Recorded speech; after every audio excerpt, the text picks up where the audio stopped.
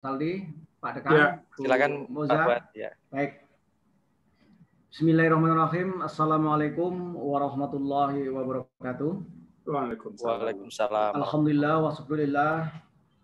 Pertama-tama marilah kita memanjatkan puji syukur kita kepada Allah Subhanahu wa taala yang mana pada kesempatan siang hari ini kita masih diberikan nikmat kesehatan sehingga kita bisa hadir di dalam Zoom meeting ini dalam rangka untuk melaksanakan kegiatan webinar kita dengan tema lembaga negara.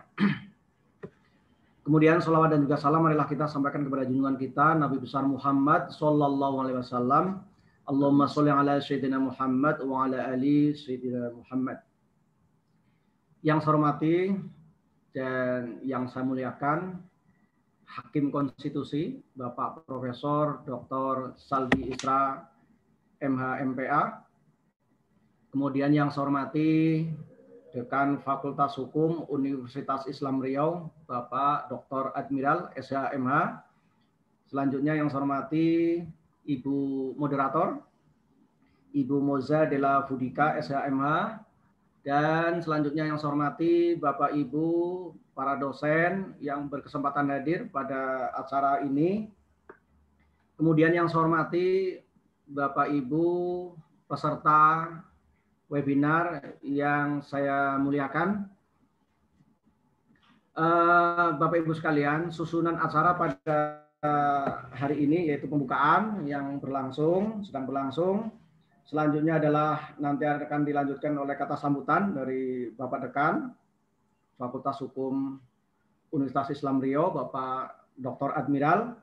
Kemudian dilanjutkan dengan kita serahkan kepada moderator dan juga untuk memandu acara ini hingga selesai nanti sesi tanya jawab dan terakhir nanti akan kami tutup kembali. Tentunya pada kesempatan ini kami dari panitia mohon untuk diperkenalkan kami dari tim Raja Grafindo Persada dan saya sendiri kebetulan di perwakilan Pekanbaru. Dalam kesempatan ini tentu ingin mengucapkan terima kasih banyak terutama kepada narasumber Profesor Dr. Saldi Isra SHMPA yang telah memberikan waktu dan kesempatannya ini di sela-sela kesibukan beliau, ya kan, hari Sabtu pun masih kita ganggu untuk bisa kita join di acara ini dan tadinya pagi tadi jadwalnya semula dan kita bisa tunda hingga siang ini karena kesibukan beliau juga yang begitu padat. Jadi tentu kami dari panitia Raja Grafindo Persada mengucapkan terima kasih banyak atas kesediaan dan kesempatan beliau. Selanjutnya juga kami ucapkan terima kasih kepada Pak Dekan ya atas kerjasamanya. Ini Pak Dekan luar biasa, selalu menerima apa yang kita tawarkan kerjasama dengan Fakultas Hukum UIR. Ini sudah sekian kalinya kerjasama yang sudah kita jalin, baik secara offline, ini online sudah yang kedua kalinya. Mudah-mudahan ini minggu depan juga kita akan mengadakan kembali dengan narasumber berbeda, yaitu Profesor Dr. Topo Santoso dari UI, insya Allah hari Jumat yang akan datang. Kemudian juga kita ucapkan terima kasih kepada Ibu Moderator, juga yang telah bersedia untuk nanti akan memandu acara ini. Kemudian kepada peserta webinar kami informasikan bahwa sesuai dengan yang kita informasikan di dalam flyer bahwa setiap peserta nanti akan mendapatkan sertifikat dan juga kesempatan untuk mendapatkan door prize. Untuk sertifikat nanti ada presensi absensinya yang kita tampilkan di kolom chat. Jadi bagi para peserta yang mengisi absensi itulah yang nanti akan mendapatkan sertifikat. Jadi walaupun sudah mendaftar, tapi kalau nanti tidak mengisi absensi, tentunya tidak akan mendapatkan sertifikat. Nah, presensi absensi itu nanti akan muncul pada saat sesi tanya jawab. Jadi belum di awal, tapi nanti pada sesi tanya jawab nanti akan muncul. Jadi seluruh peserta diminta untuk bisa mengisi, untuk nanti bisa mendapatkan sertifikat. Kemudian sertifikat itu nanti akan kita kirimkan ke email, alamat email masing-masing yang sudah terdaftar pada saat mendaftar. Dan kami sampaikan juga link sertifikat ini juga setidaknya nanti apabila oleh peserta sudah terima segera di-download dan disimpan karena itu tidak bertahan lama, kurang lebih 1 bulan nanti otomatis akan menghilang. Jadi untuk itu kalau nanti sudah terima email, segera di-download dan disimpan segera. Kemudian terkait masalah door prize, kami akan menyediakan 3 buah buku door prize. Untuk door prize 3 buah buku untuk 3 penanya yang beruntung. Nah, bukunya apa-apa saja yang akan kami berikan. Ini pertama, buku karya narasumber ya yang berjudul Pergeseran Fungsi Legislasi. Yang pertama, yang kedua kita akan berikan dengan judul Sistem Pemerintahan Indonesia. Ini karya beliau juga. Dan yang ketiga dengan judul Pemilihan Umum Demokratis. Nah, ini 3 buku ini nanti yang akan kita bagikan kepada 3 penanya yang beruntung. Untuk itu, mari para peserta untuk antusias memberikan pertanyaan. Mudah-mudahan dari sekian penanya nanti ada yang beruntung untuk mendapatkan door prize. Nah, kemudian bagi para peserta yang ingin memiliki buku lembaga-lembaga negara yang mungkin kita tampilkan dalam acara ini, dipersilakan untuk membeli melalui link Shopee. Link Shopee yang kami sediakan.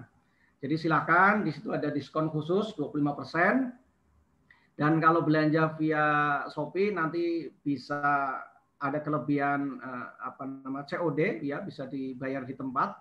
Itu pelayanan dari Shopee. Tetapi apabila peserta ingin mendapatkan tanda tangan langsung dari narasumber, ya bukunya Profesor Saldi Isra dan nanti ada tanda tangannya, bisa langsung memesan ke kami langsung. Sesuai dengan nama saya Fuad di di flyer yang sudah tercantum ada nomor WA saya, bisa menghubungi di sana. Nanti bisa kita himpun berapa banyak dan kita mintakan tanda tangan khusus dari Jakarta nanti. Ditandatangani bukunya oleh Prof. Saldi Isra. Kemudian untuk pengumuman door prize nanti akan diumumkan di media sosial PT Raja Grafindo Persada, khususnya di FB dan juga di Instagram Raja Grafindo Persada. Jadi dipersilakan para peserta nanti bisa mengakses ya media sosial kami di FB maupun di IG. Selanjutnya mungkin kita lanjut saja kepada acara yang kedua, yaitu kata sambutan dari Pak Dekan Fakultas Hukum Universitas Islam Riau kepada Bapak Dr. Admiral SHMH. Kami persilakan. Terima kasih Pak Fuad. Mohon izin Prof. Ya, silakan Pak Dekan. Baik, bismillahirrahmanirrahim. Assalamualaikum warahmatullahi wabarakatuh. Waalaikumsalam warahmatullahi wabarakatuh.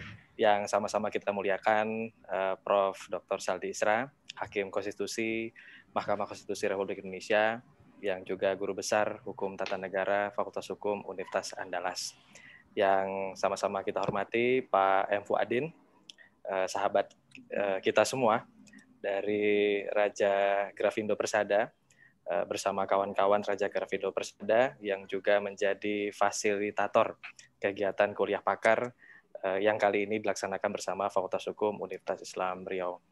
Selanjutnya, Bapak dan Ibu, salam kenal dari kami, Fakultas Hukum Universitas Islam Riau, bertemu dengan Bapak dan Ibu pada siang hari ini dalam rangka mengikuti kuliah pakar bersama Prof. Saldi Isra.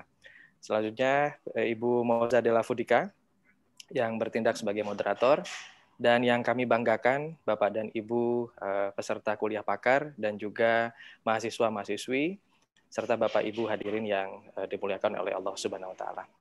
Alhamdulillahirabbil alamin, bersyukur kita kepada Allah Subhanahu wa Ta'ala karena pada siang hari ini kita dapat hadir secara virtual dalam rangka kuliah pakar bersama Prof. Saldi dengan tema yang telah disiapkan berdasarkan karya yang telah dihasilkan oleh Prof. Saldi Isra. Untuk itu kami ingin mengucapkan terima kasih terlebih dahulu, terutama kepada Prof. Saldi yang telah berkenan meluangkan waktu dan juga pikirannya untuk memberikan kuliah pakar pada hari ini, atas partisipasi juga dari teman-teman Raja Grafindo Persada yang telah memfasilitasi kegiatan kita pada siang hari ini. Memang kuliah pakar yang diselenggarakan, yang kali ini diselenggarakan bersama Prof. Saldi, adalah media transformasi di samping kuliah yang kita selenggarakan secara reguler, sehingga menambah pengetahuan dan juga pengalaman, wawasan dari mahasiswa khususnya di Fakultas Hukum Universitas Islam Riau. Untuk itu kami pesankan kepada mahasiswa dan mahasiswi serta Bapak dan Ibu yang berkesempatan hadir pada siang hari ini untuk dapat memanfaatkan momentum kuliah pakar ini seperti yang kami sebutkan tadi untuk menambah pengetahuan, wawasan, dan juga pengetahuan Bapak dan Ibu. Mudah-mudahan kuliah pakar yang diselenggarakan siang hari ini bernilai ibadah serta berkah bagi kita semua. Barangkali demikian Pak Fuad. Lebih dan kurang kami mohon maaf. Terima kasih sekali lagi untuk Prof. Saldi dan juga kawan-kawan Raja Grafindo Persada serta Bapak dan Ibu serta mahasiswa-mahasiswi yang berkesempatan hadir pada siang hari ini. Salam hormat, salam kenal dari kami semua dan semoga kita senantiasa dalam lindungan Allah Subhanahu wa taala. Billahi taufik wa hidayah. Assalamualaikum warahmatullahi wabarakatuh. Waalaikumsalam warahmatullahi wabarakatuh. Terima kasih Bapak Dekan, Pak Dr. Admidal yang telah memberikan kata sumbernya.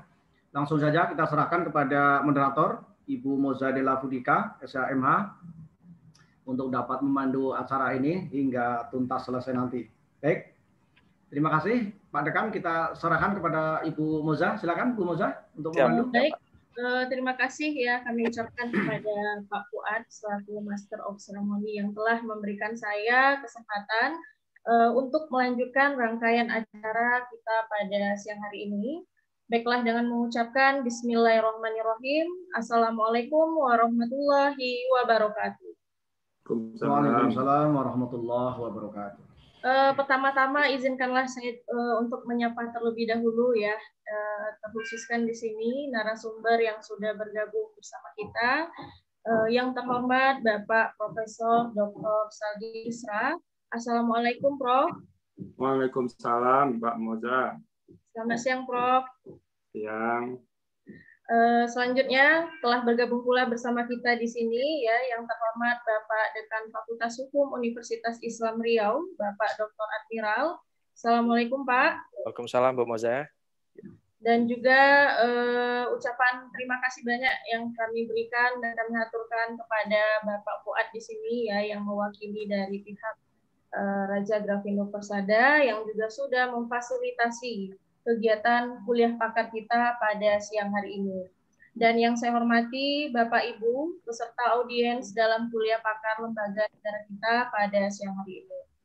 Nah, sebelumnya izinkanlah saya di sini Mozadela, saya merupakan dosen dari Fakultas Hukum Universitas Islam Riau yang dalam kesempatan ini saya akan memandu diskusi Bapak Ibu sekalian, sama-sama kita untuk mendengarkan pemaparan materi dari Prof. Saldi Isra terkait dengan lembaga-lembaga negara di Indonesia.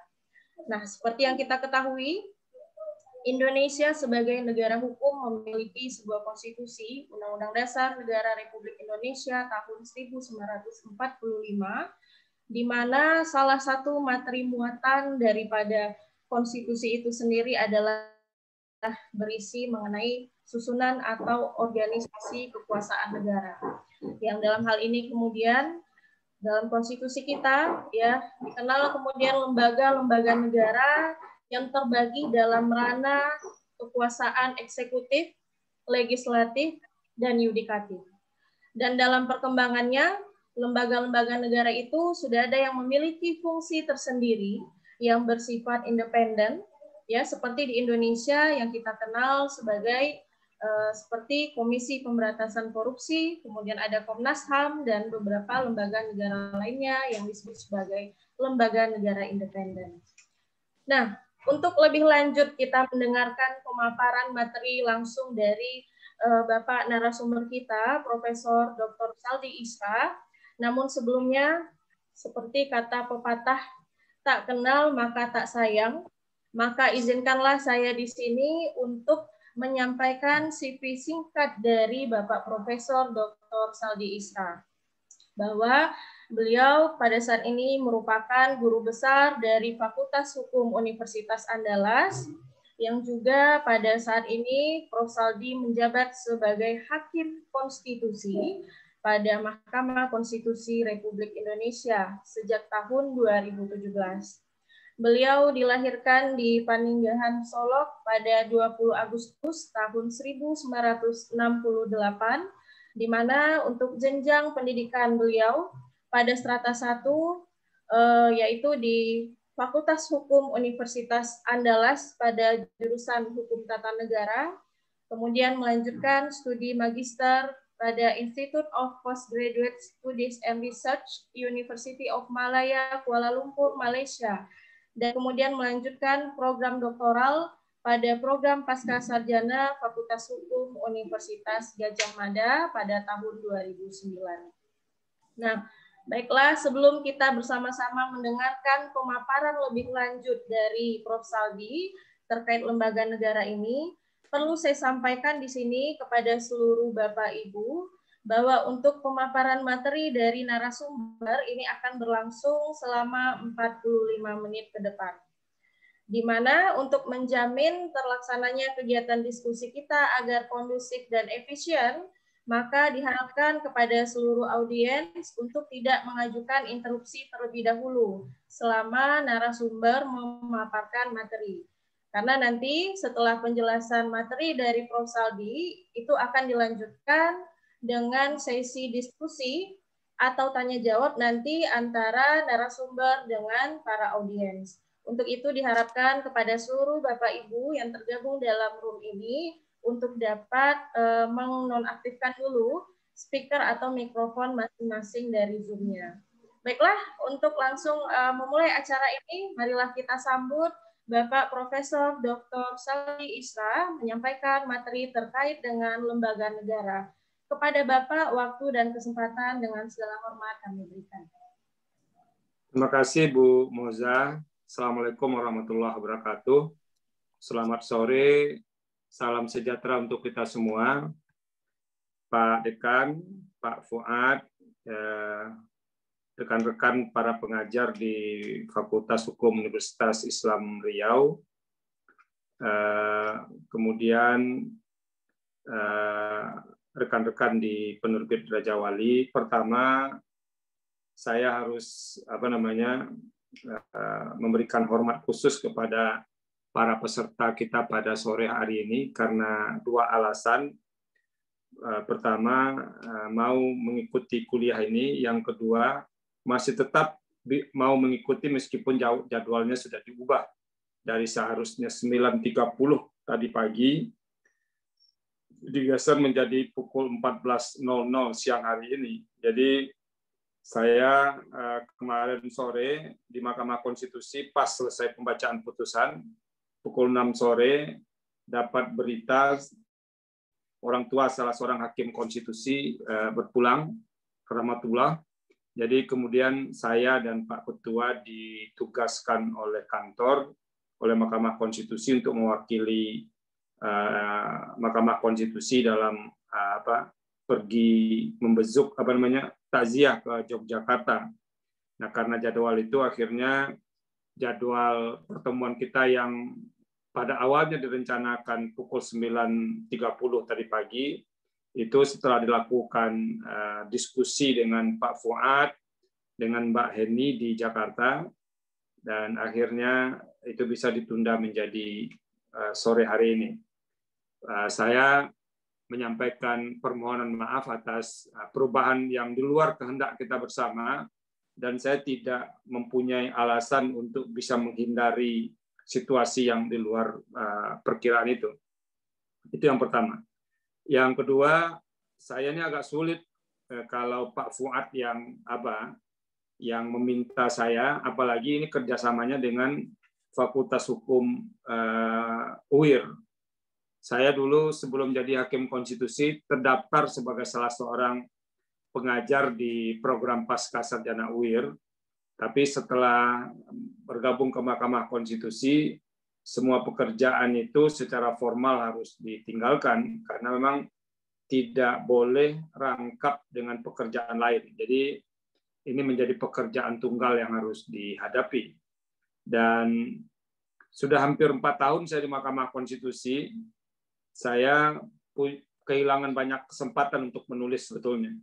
Sebelum bergabung di Mahkamah Konstitusi, Mungkin banyak di antara kita yang hadir di talian sore ini di online kerap membaca tulisan saya di beberapa media cetak dalam bentuk ilmiah populer. Tapi sejak menjadi hakim konstitusi, saya sudah sangat jarang menulis, bukan tidak pernah, sekali-sekali masih ada menulis kalau topiknya tidak bersentuhan dengan kewenangan Mahkamah Konstitusi, terutama sengketa yang sedang ditangani atau perkara yang sedang ditangani oleh Mahkamah Konstitusi. Nah, akhirnya saya sekali-sekali menulis juga, tapi tidak sebanyak dulu. Nah, dalam situasi seperti itu, saya coba menyalurkan hobi saya menulis sebelum menjadi hakim itu dengan cara yang berbeda. Kalau dulu lebih fokus ke tulisan-tulisan ilmiah populer yang diterbitkan oleh media cetak seperti koran dan majalah. Sekarang saya berupaya menyalurkan itu menulis dalam bentuk buku. Kalau saya tidak salah, hampir 4 tahun menjadi hakim konstitusi, saya sudah punya 7 atau 8 buku yang dihasilkan selama itu. Dan di luar itu, saya sudah menghasilkan sekitar 7 atau 8 juga tulisan di jurnal internasional yang bereputasi, baik yang terindeks Scopus mulai dari Q1 sampai Q3, ada juga yang memang tidak terindeks tapi memiliki reputasi secara internasional. Nah, buku ini sebetulnya buku lembaga negara ini kalau ditanya Pak Fuad dan teman-teman di Raja Wali, ini buku pembayar utang ke Raja Wali Pers sebetulnya atau Raja Grafindo, karena saya tuh sudah berjanji dengan Raja Wali mau menulis buku soal lembaga negara itu ya sekitar 5 atau 6 tahun yang lalu. Jadi beberapa tahun sebelum menjadi hakim konstitusi, tapi tidak pernah kesampaian. Baru tahun kemarin saya di tengah suasana pandemi diminta teman-teman untuk menulis dalam rangka ulang tahun Mahkamah Konstitusi. Nah, akhirnya saya memutuskan menyelesaikan utang saya ke Raja Wali untuk menulis buku lembaga negara. Tapi sebagai seorang pengajar atau dosen, saya menyadari betul banyak sekali buku-buku yang telah hadir di depan pembaca, baik pembaca umum maupun pembaca mahasiswa, yang bercerita soal lembaga negara. Mulai dari Profesor Jimli Asidiki, ada Profesor Nikmatul Huda, ada Profesor Marwan Mas, ada tulisan Dr. Zainal Arifin Mukhtar. Kalau yang diterbitkan Raja Wali saja sudah beberapa. Nah, kalau saya pada akhirnya memutuskan menulis buku soal lembaga negara, tentu saya harus merumuskan apa sih yang akan membedakan buku yang saya tulis dengan buku-buku lembaga negara lain yang pernah ada. Dan akhirnya, setelah mempertimbangkan dan membaca banyak buku tentang lembaga negara, paling tidak kalau dilihat di literatur buku ini, itu ada banyak sekali buku-buku lembaga negara yang saya baca untuk penyelesaian ini. Nah, saya harus mencarikan salah satu hal yang sangat spesifik yang membedakan buku saya ini dengan buku-buku lembaga negara lain yang sudah beredar di tengah pembaca, yang terutama yang fokus ke hukum, hukum tata negara, ilmu politik, dan segala macamnya. Nah, yang saya bayangkan adalah pekerjaan sebagai dosen, lalu menjadi hakim konstitusi. Mengapa saya tidak mencoba misalnya menulis lembaga negara dengan mengambil rujukan utama selain dari konstitusi dan undang-undang adalah putusan-putusan Mahkamah Konstitusi. Dan ini ide awalnya saya diskusikan dengan teman-teman di Raja Wali. Teman-teman Raja Wali merasa, wah ini pasti akan berbeda dengan buku-buku lembaga negara lain. akhirnya saya mengambil putusan menulis lembaga negara, lalu kemudian saya akan meneropong lembaga negara itu tidak hanya dari apa yang diatur di konstitusi dan undang-undang yang mengatur lembaga negara itu juga, tapi bagaimana posisi putusan-putusan Mahkamah Konstitusi terkait dengan lembaga negara, terutama yang saya pilih untuk ditulis di dalam buku ini.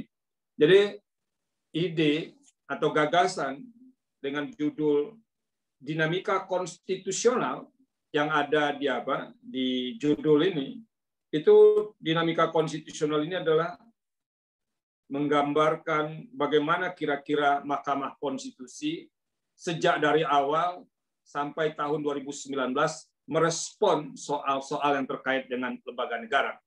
Nah itu. Yang kedua, saya masih ingat saya berdiskusi agak panjang dengan Mbak Heni di Raja Wali. Apakah saya mau membuat judulnya hukum lembaga negara atau cukup lembaga negara saja? Mbak Heni, orang Raja Wali Pers yang tahu dengan pangsa pasar, dia mengatakan, jangan menggunakan istilah hukum, meskipun yang menulisnya adalah orang hukum tata negara, tapi cukup dengan menulis negara saja. Saya tanya, mengapa harus begitu? So, kalau ditambah dengan hukum lembaga negara, meskipun itu menjadi mata kuliah utama di beberapa kampus, itu seolah-olah buku ini menjadi kebutuhan orang hukum saja, terutama hukum tata negara. Orang pihak Raja Wali menyarankan, sudah sebaiknya tidak pakai hukum, tapi lembaga negara saja. Nah, yang ketiga, saya ketika menulis disertasi itu diberikan salah satu buku oleh teman saya, Dr. Zainal Arifin Mukhtar di orang UGM, pengajar UGM. Dia memperlihatkan buku tentang Modern Constitutional Law Theory. Jadi dalam buku itu adalah menggambarkan teori-teori hukum tata negara, lalu bagaimana kemudian putusan-putusan Mahkamah Agung di Amerika Serikat itu dirujuk untuk menjelaskan itu. Nah, akhirnya saya berkesimpulan bahwa akan jauh lebih menarik misalnya menulis lembaga negara di samping menjelaskan aturan-aturan hukum yang secara umum kita pahami, tapi juga kemudian merujuk putusan-putusan Mahkamah Konstitusi yang menjelaskan soal lembaga negara itu sendiri. Nah, ini perlu saya ceritakan. Kenapa? Karena pada umumnya buku-buku tentang tentang lembaga negara yang kita baca itu memang lebih bicara soal tugas, wewenang dan segala macam. Di buku ini saya tidak hanya soal menjelaskan tugas dan wewenang, tapi juga menjelaskan konsep-konsep tentang lembaga negara itu. Juga menjelaskan bagaimana sejarah lembaga negara di Indonesia. Seorang teman mengatakan, ini buku ini coba memberikan cara pandang sejarah terhadap lembaga-lembaga negara. Jadi kalau teman-teman sempat membaca buku ini, itu akan bisa dipelajari bagaimana perkembangan sejarah dari lembaga-lembaga negara yang ada di Indonesia. Tapi yang jauh lebih menonjol itu adalah buku ini meneropong lembaga negara dari hampir lebih kurang sekitar 20 putusan Mahkamah Konstitusi. Bahkan di dalam buku ini, saya juga menggunakan pendekatan yang digunakan oleh putusan Mahkamah Konstitusi soal mendefinisikan hukum tata negara, lembaga negara, yaitu dalam pengertian ada lembaga negara utama, ada lembaga negara penunjang atau main organ dan supporting organs. Nah, buku ini hanya menceritakan soal lembaga negara dalam kategori main organs menurut putusan Mahkamah Konstitusi tahun 2006. Saya ceritakan di awal ketika mendefinisikan lembaga negara. Dan saya berharap mungkin kalau tidak tahun ini, tahun depan akan ada buku lembaga negara lain, tapi akan bercerita soal lembaga negara dalam kelompok kedua, dalam kelompok supporting organ. Tadi Mbak Moza menceritakan KPK, nanti di buku itu akan ada bercerita KPK, cerita Komnas HAM, cerita KPU, cerita Bawaslu, cerita lembaga-lembaga independen lainnya itu. Kenapa orang sering menyebutnya sebagai lembaga independen? Nah itu, jadi buku ini memang membatasi diri sampai kepada lembaga-lembaga negara utama. Bahkan saya sekarang sudah mulai mempersiapkan diri di buku ini yang terdiri dari 8 bab, bicara 7 lembaga negara utama. Saya sedang mulai mempersiapkan masing-masing lembaga itu nanti akan ditulis menjadi satu buku utuh.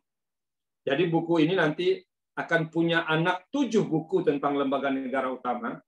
Dan saya belum menjanjikan tahun ini, mungkin tahun depan, bisa ada 6 buku yang lahir dari buku ini. Dan saya akan upayakan tahun depan. Tahun ini kayaknya tidak kekejar.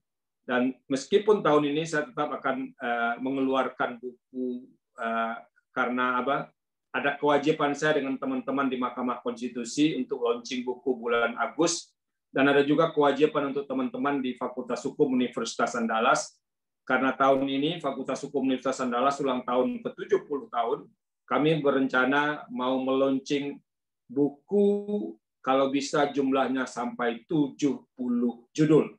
Dan saya akan ambil bagian di situ. Jadi insya Allah tahun ini akan ada buku lain saya yang bisa diikuti atau dibaca oleh teman-teman yang hadir di online ini. Nah, izinkan saya, karena ini bukan menceritakan buku ini, tapi ini kayak kuliah tentang lembaga negara. Jadi saya akan coba memandukan saja antara pengalaman menulis buku ini dengan buku-buku lain, dengan dengan hukum lembaga negara. Ini buku ini saya tulis tidak sampai 3 bulan. Jadi ketika ada WFH ketika itu, jadi ada kerja dari rumah, beberapa hakim, semua hakim konstitusi tidak diperkenankan di kantor karena awal-awal pandemik. Saya isilah waktu pandemik itu dengan menyelesaikan buku ini. 3 bulan ini sebetulnya masih terbilang cukup lama. Buku saya tentang sistem pemerintahan, ini buku yang paling saya sukai di antara semua karya saya, tapi saya tidak tahu entah kenapa. Ini saya kerjakan tidak lebih dari 1 bulan, sistem pemerintahan ini. Jadi jauh lebih cepat ini menyelesaikan, dan saya merasa lebih senang dengan buku ini, tidak tahu saya kenapa. Dan dan pasar yang menerima buku ini juga relatif lebih lebih luas. Bahkan buku disertasi ini yang dipersiapkan sangat lama, saya tidak terlalu tidak sesuka dengan sistem pemerintahan ini. Tapi kalau buku ini coba menawarkan kepada kita semua bagaimana memahami lembaga negara dengan cara pandang yang tidak hanya menggunakan pengertian di konstitusi, pengertian di undang-undang, tapi bagaimana Mahkamah Konstitusi mengkonstruksikan apa itu lembaga negara, bagaimana kewenangannya. Jadi kalau kita lihat, teman-teman sekalian, peserta webinar, banyak putusan Mahkamah Konstitusi yang kemudian itu memberikan konstruksi baru tentang lembaga negara ini. Di luar soal pengertian yang saya ceritakan di awal tadi, ada lembaga negara utama, lembaga negara penunjang itu banyak sekali putusan Mahkamah Konstitusi yang mengoreksi beberapa undang-undang. Dan putusan Mahkamah Konstitusi itu coba mendekatkan lagi beberapa undang-undang yang dianggap oleh Mahkamah Konstitusi tidak sesuai dengan semangat Undang-Undang Dasar, lalu kemudian dikoreksi melalui putusan Mahkamah Konstitusi. Terlepas dari soal perdebatan dan segala macam yang terjadi sekitar putusan itu, tapi itu menjadi fakta hukum yang tidak bisa kita hindari. Dan saya sebetulnya mulai agak concern dengan persoalan, mengapa sekarang dosen-dosen hukum, mahasiswa hukum, mulai dari level S1, S2, S3, itu tidak terlalu banyak yang mau membaca putusan-putusan pengadilan.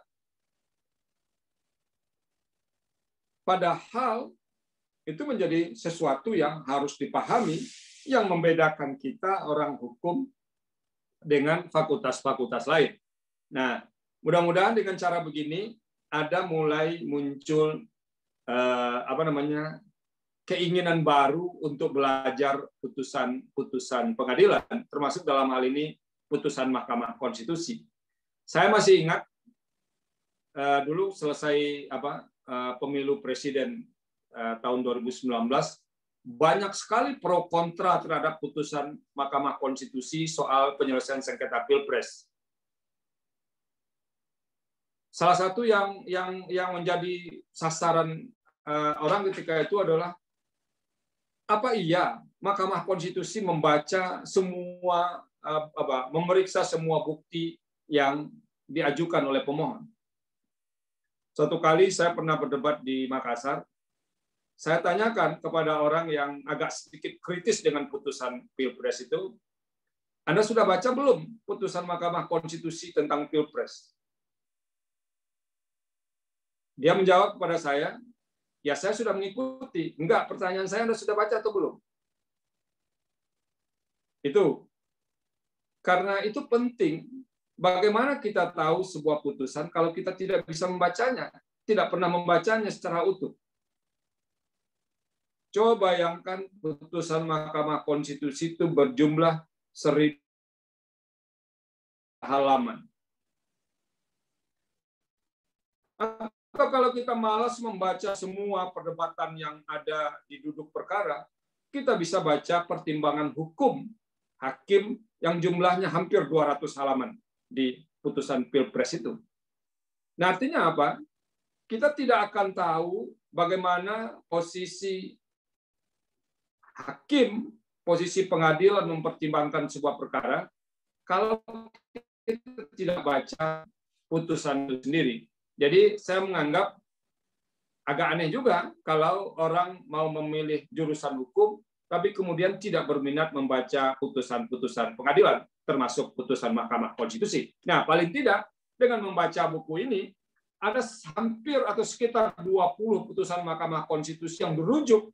Dirujuknya itu bukan rujuk 1-2 baris, tapi rujukannya itu adalah rujukan pertimbangan hukum utama yang ada dalam putusan Mahkamah Konstitusi.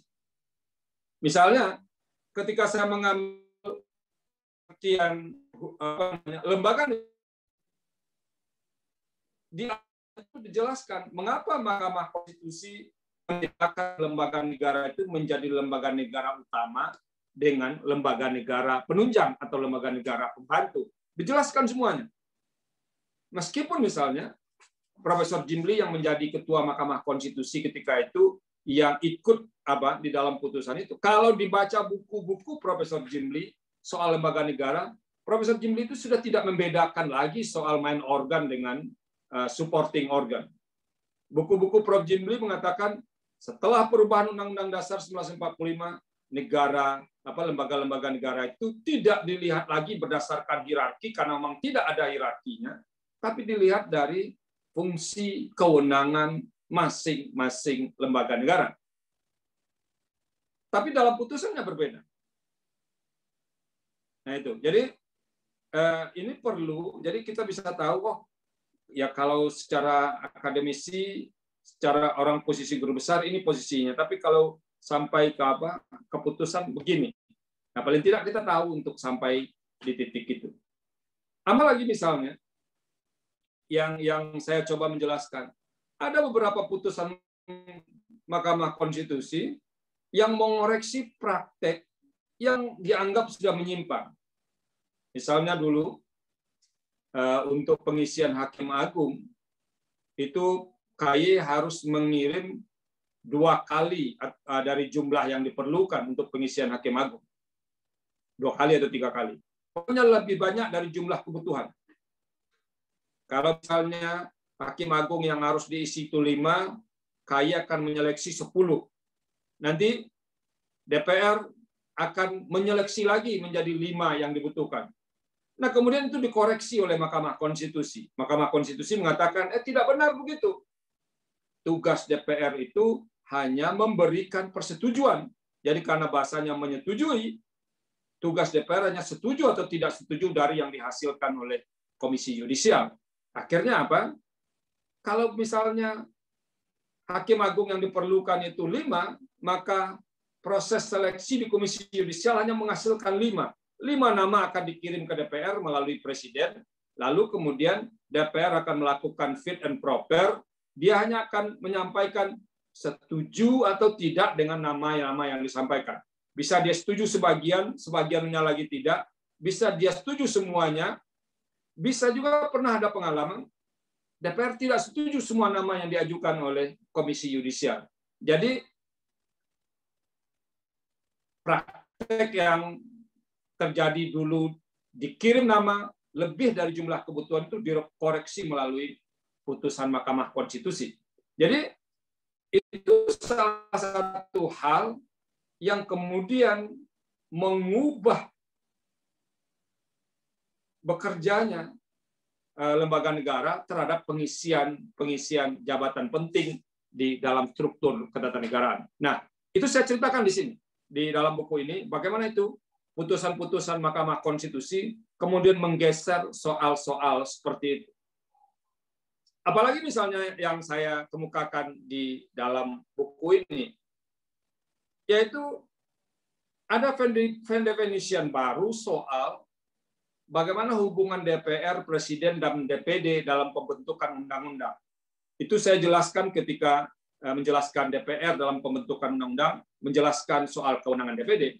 Putusan Mahkamah Konstitusi nomor 92 tahun 2012 itu memberikan term baru di dalam khasanah hukum lembaga negara kita. Apa term barunya? Dikenallah istilah pola pembahasan bipartit dan tripartit. Ini dulu konsep bipartit dan tripartit ini lebih banyak kita kenal ketika penyelesaian sengketa perburuan bagi yang pernah belajar hukum perburuan. Konsep itu dipindahkan menjadi konsep yang kemudian digunakan untuk meneropong hubungan antar lembaga negara dalam pembentukan undang-undang. Apa menurut putusan MK misalnya disebutkan di situ, kalau ada rancangan undang-undang yang dibahas, yang itu hanya menyangkut kewenangan antara DPR dengan Presiden, maka pola pembahasannya dilakukan dengan pola pembahasan bipartit.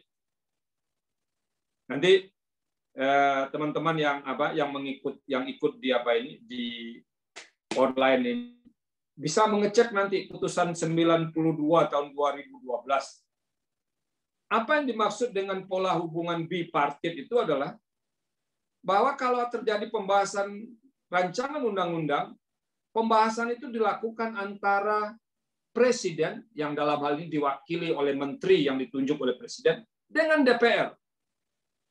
Bukan Presiden dengan fraksi-fraksi. Jadi, kenapa? Dari sejak awal Undang-Undang Dasar sampai sekarang itu pola pembahasan itu selalu Presiden yang diwakili menteri, itu nanti ada banyak sekali fraksi. Nah, kata putusan Mahkamah Konstitusi enggak begitu. Anda selesaikan dulu urusan internal Anda sehingga muncul dengan satu pendapat itu yang diperhadapkan dengan pemerintah nanti. Sekalipun sampai hari ini belum terjadi seperti itu, seperti yang diputuskan oleh Mahkamah Konstitusi, tapi Mahkamah Konstitusi sudah memberikan pola pembahasan yang begini. Bagaimana kalau menyangkut 3, ada DPR, ada DPD, ada Presiden, maka pola pembahasan itu terjadi pola pembahasan tripartit. Nah itu. Jadi yang kayak begini itu harusnya umum oleh kita-kita yang belajar hukum terutama hukum lembaga negara. Kenapa? Karena banyak sekali putusan-putusan pengadilan atau putusan hakim yang kemudian itu berkembang menjadi teori ketatanegaraan. Masih ingatkah kita misalnya bagaimana kasus Marbury versus Madison ketika diperkenalkan konsep judicial review dalam sistem peradilan di Amerika Serikat. Nah, praktek itu kemudian dipelajari oleh banyak orang, dikenallah rejim pemikiran judicial review itu. Lalu berkembanglah teori terkait dengan itu dan segala macam. Tapi kalau kita tidak pernah mau mempelajari, membaca, mengambil abstraksi dari putusan-putusan pengadilan, terutama putusan Mahkamah Konstitusi, kita akan selalu berputar rumusan konstitusi begini, ini di tingkat undang-undang. Padahal ketika Mahkamah Konstitusi memutuskan, itu sudah mulai menggeser beberapa hal yang ada dalam undang-undang, ada yang mengoreksi undang-undang, dan segala macamnya itu. Jadi saya di dalam buku ini berupaya merangsang kita semua untuk memulai mempelajari hukum, terutama lembaga negara, dengan cara pendekatan yang jauh lebih komprehensif. Jadi tidak berhenti dengan bunyi undang-undang dasar begini, undang-undangnya begini. Nah, kita harus juga tahu bahwa ada putusan Mahkamah Konstitusi yang itu memberikan pengaruh yang sangat luar biasa juga terhadap perkembangan di lembaga negara. Misalnya salah satu yang sampai hari ini yang sangat menonjol putusan Mahkamah Konstitusi, bagaimana misalnya Mahkamah Konstitusi menerjemahkan bahwa frasa sebuah Komisi Pemilihan Umum yang ada dalam pasal 22E Undang-Undang Dasar 1945 itu diterjemahkan menjadi tidak menjadi satu lembaga tunggal. Apa yang terjadi? Jadi sebuah Komisi Pemilihan Umum dalam pasal 22E itu karena dia tidak ditulis dengan huruf kapital, Komisi Pemilihan Umumnya dianggap itu bukan lembaganya. Lalu kemudian melahirkan KPU, melahirkan Bawaslu, melahirkan DKPP. Itu berasal dari putusan Mahkamah Konstitusi. Jadi kalau ada orang berpikir bahwa yang ada dalam pasal 22E itu Komisi Pemilihan Umum, saya tidak. Rupanya itu sudah ada makna baru yang diberikan oleh Mahkamah Konstitusi bahwa sebuah Komisi Pemilihan Umum itu tidak hanya KPU, tetapi juga ada Badan Pengawas Pemilu, ada juga Dewan Kehormatan Penyelenggara Pemilu. Itu tafsir baru yang dikembangkan oleh Mahkamah Konstitusi. Nah, banyak sekali perkembangan yang diberikan melalui putusan Mahkamah Konstitusi. Contoh lain adalah pernah ada putusan Mahkamah Konstitusi yang mengubah cara pengisian anggota BPK. Dulu anggota BPK itu diisi sekali 5 tahun. Kalau ada anggota BPK yang berhenti di tengah jalan karena berbagai alasan, diseleksi anggota baru, lalu anggota baru itu terseleksi, terpilih, dan dilantik, anggota baru itu hanya menghabiskan sisa waktu yang ditinggalkan oleh anggota BPK yang sebelumnya berhalangan tetap itu. Melalui putusan Mahkamah Konstitusi itu diubah. Katakan bahwa kalau ada anggota BPK yang meninggal lalu kemudian diseleksi dan mendapatkan anggota baru yang terpilih itu tidak menjalankan masa sisa yang ditinggalkan oleh pejabat yang berhenti secara tetap itu, tapi ia yang baru terangkat itu akan menjabat selama 5 tahun. Jadi dulu anggota BPK itu diisi serentak 5 tahun habis baru, sekarang enggak.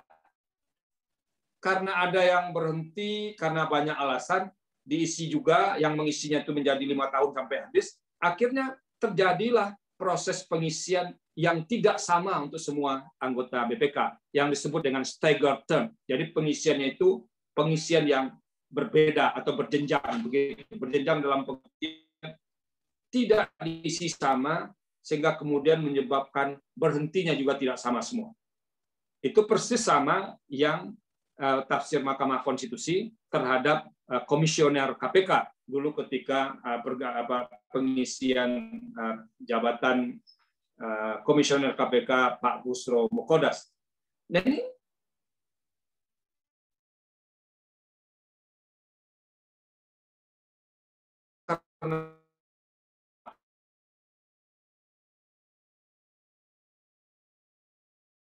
itu dituangkan di dalam buku ini. Jadi kalau yang hadir dalam kuliah ini membaca buku ini, itu sekaligus akan membaca berbagai putusan Mahkamah Konstitusi yang terkait dengan lembaga negara. Jadi kalau Anda baca buku ini, artinya akan baca juga sekalian hampir lebih kurang 20 putusan Mahkamah Konstitusi yang terkait dengan lembaga negara. Nah, itu keuntungan lain dengan membaca buku ini. Ini perlu disampaikan agar apa? Agar nanti banyak yang ikut yang ikut webinar ini berminat membeli buku ini ke Raja Wali. Nanti kan dapat tanda tangan asli dari penulisnya, kata Pak Fuad tadi. Jadi Pak Fuad bukunya kejualan banyak, saya mendapat kecapean untuk kasih tanda tangannya nanti. Jadi bagi saya nggak apa-apa, sepanjang minat baca terhadap buku tumbuh, itu menjadi sesuatu. Jadi soal capek kasih tanda tangan asli itu menjadi soal lain yang tidak terlalu penting menurut saya kalau ada yang berminat memiliki buku ini. Nah, saya tentu di buku ini juga menggunakan pola umum, misalnya bagaimana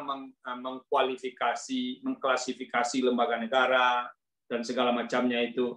Apakah lembaga negara itu diklasifikasi berdasarkan bentuk hukumnya, apakah dia disebut di dalam konstitusi atau dibentuk berdasarkan undang-undang, juga ada pengelompokannya di sini. Jadi buku ini sebetulnya gabungan dari 3 poin penting, bagaimana menjelaskan soal perkembangan lembaga negara itu sendiri, lalu bagaimana dinamika konstitusionalnya, lalu juga memberikan pengelompokan tentang lembaga negara itu sendiri. Nah, saya mau menyampaikan poin terakhir. Kalau Anda misalnya sekarang sedang menyelesaikan studi S1 atau S2, saya berharap bagi yang berminat untuk isu-isu tata negara, membaca buku ini itu bisa merangsang kita untuk menentukan topik apa yang akan ditulis di skripsi nantinya. Topik apa yang akan ditulis nanti di tesis misalnya. Bahkan tidak tertutup kemungkinan topik apa yang akan ditulis di disertasi. Nah, dengan membaca ini, artinya apa? Mungkin ada penulis yang mau melihat perkembangan sejarah lembaga negara. Dengan itu akan memunculkan, dia mau melihat misalnya bagaimana melihat perkembangan lembaga perwakilan yang dari aspek hukum tata negaranya, dengan mempelajari pengaturan-pengaturan lembaga negara, termasuk perubahan-perubahan yang dimuat di dalam putusan Mahkamah Konstitusi. Nah, itu artinya apa?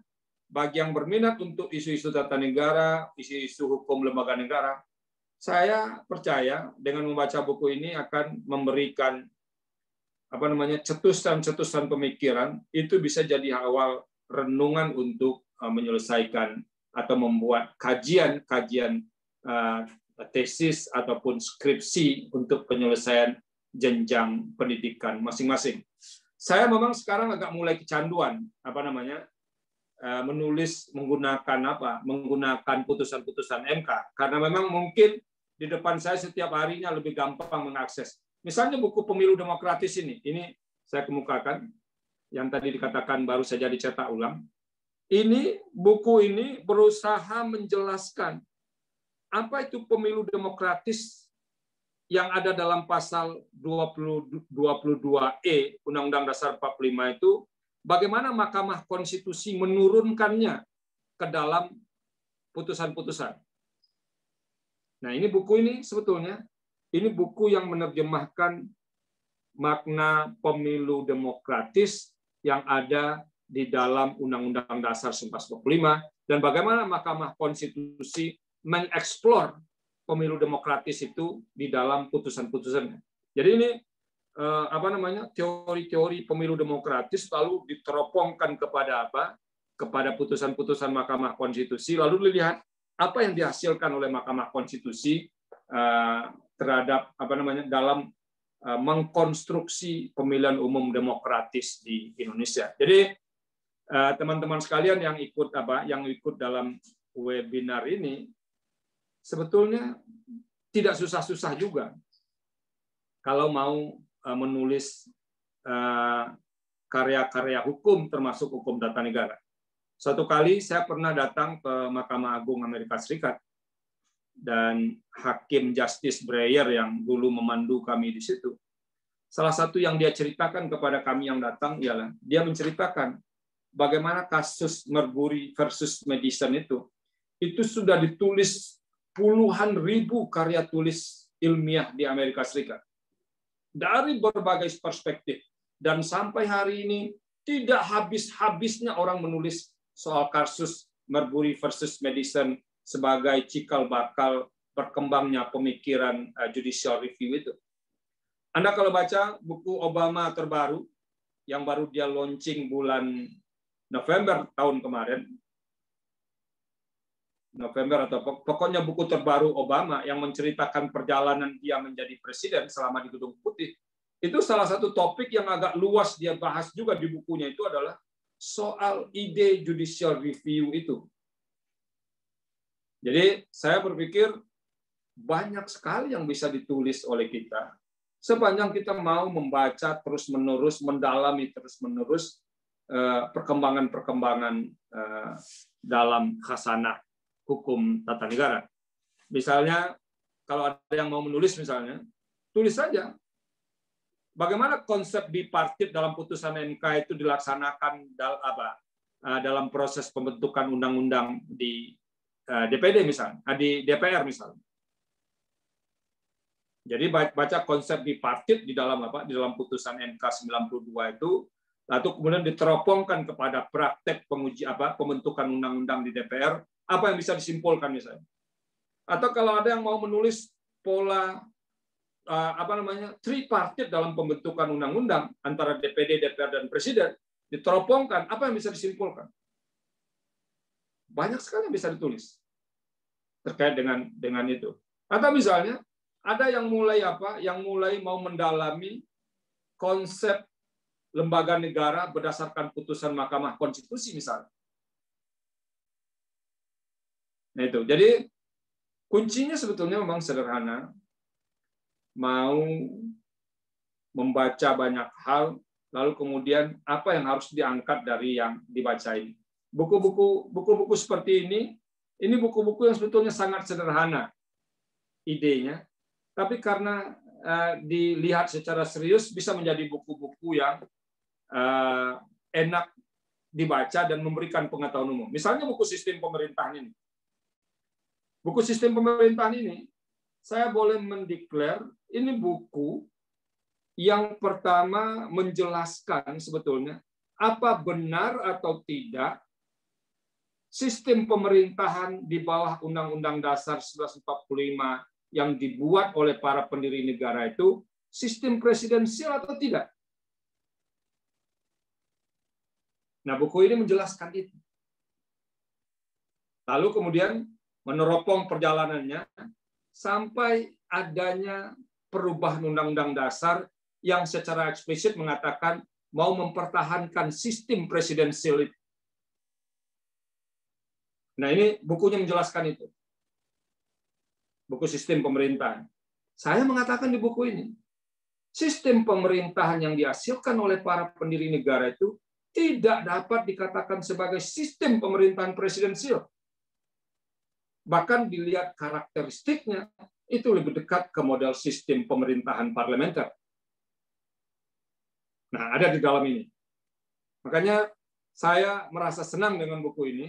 Entah kenapa, Walaupun sebetulnya kalau yang paling serius ditulis ini buku Pergeseran Fungsi Legislasi. Tapi saya merasa senang saja. Tapi kalau buku ini memberikan cara pandang baru bagaimana kita mempelajari lembaga negara. Jadi tidak bertumpu pada rumusan-rumusan yang ada dalam Undang-Undang Dasar 1945. Saya tentu tidak berpretensi mau mengajarkan, mau mendiskusikan dalam pertemuan singkat ini, masing-masing lembaga negara itu kewenangannya apa dan segala macam, bisa dibaca di sini, sejarahnya, dinamika konstitusionalnya, atau juga di buku lain. Tapi apa namanya? Salah satu kelemahan buku hukum kita di Indonesia menurut saya adalah kurang banyak mengeksplor putusan-putusan pengadilan, termasuk putusan Mahkamah Konstitusi. Nah, mudah-mudahan ke depan yang ada di online ini, di webinar ini sudah mulai mau agak lebih mau mengembangkan dirinya kalau menulis isu-isu hukum. Tidak berhenti di konstitusi, tidak berhenti di undang-undang, tapi juga mau melirik bagaimana putusan pengadilan dalam hal ini, putusan Mahkamah Konstitusi terkait dengan lembaga negara. Itu kira-kira yang pengantar saya. Tadi saya diberi waktu 45 menit dari catatan saya.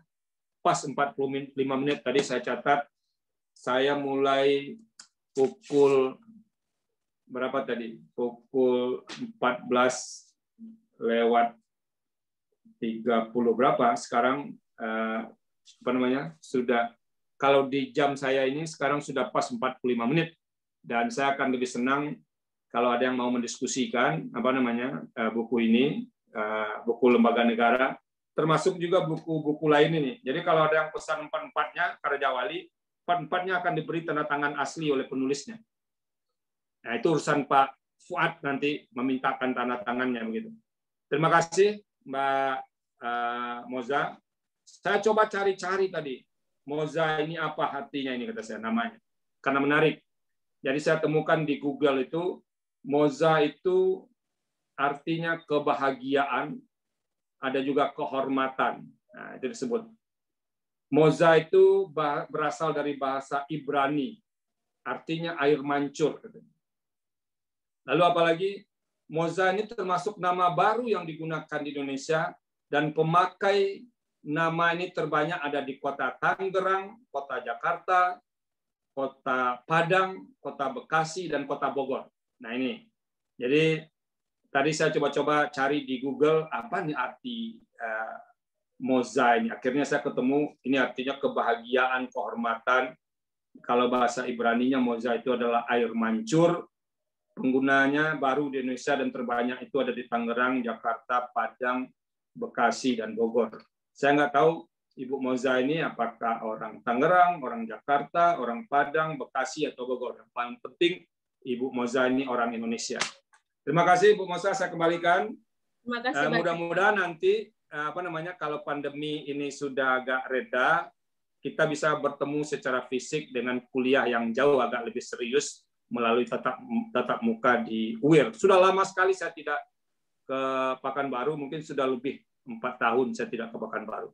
Terima kasih Bu Moza, Pak Dekan, Pak Fuad, dan Ibu Heni dari Raja Wali. Billahi taufik wal hidayah. Assalamualaikum warahmatullahi wabarakatuh. Waalaikumsalam warahmatullahi wabarakatuh. Baiklah, terima kasih banyak Prof atas pemaparan dan pencerahan materinya yang sangat bermanfaat bagi kita semua, dan tentunya Prof akan kami tunggu karya-karya yang luar biasa, terutama untuk tulisan buku yang sekiranya ada sekitar 6 buku lagi yang akan kita tunggu insya Allah di tahun depan. Nah, baiklah, seperti yang saya sampaikan tadi, bahwa untuk sesi selanjutnya setelah pemaparan materi, kita akan masuk kepada sesi diskusi atau sesi tanya-jawab dari peserta, langsung nanti ditujukan kepada Prof. Saldi. Itu lebih kurang kita akan pergunakan waktu ke depannya selama 50 menit. Nah, untuk sesi pertama ini saya akan beri kesempatan kepada 3 orang penanya dari audiens yang tergabung dalam grup ini.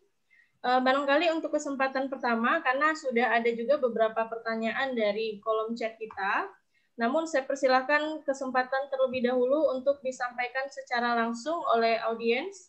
Saya lihat di sini dalam tangkapan layar saya itu Pak Ali Sofyan ya Pak. Silakan Pak, kami persilakan untuk Pak Ali menyampaikan pertanyaan dengan jelas, ringkas, dan padat Pak. Terima kasih Prof. Assalamualaikum warahmatullahi wabarakatuh. Waalaikumsalam. Untuk rekan-rekan juga semua. Yang saya sini tidak bertanya Prof. Cuman penasaran dengan yang tadi katanya 17 putusan MK yang ada di dalam buku. Ya Prof ya. Ada kalau nggak salah lebih kurang 17 putusan tadi ya. Kalau bisa Prof, minta tolong sharekan gitu di grup entah di mana gitu supaya kami bertambah juga ilmu pengetahuan kami yang Prof ya.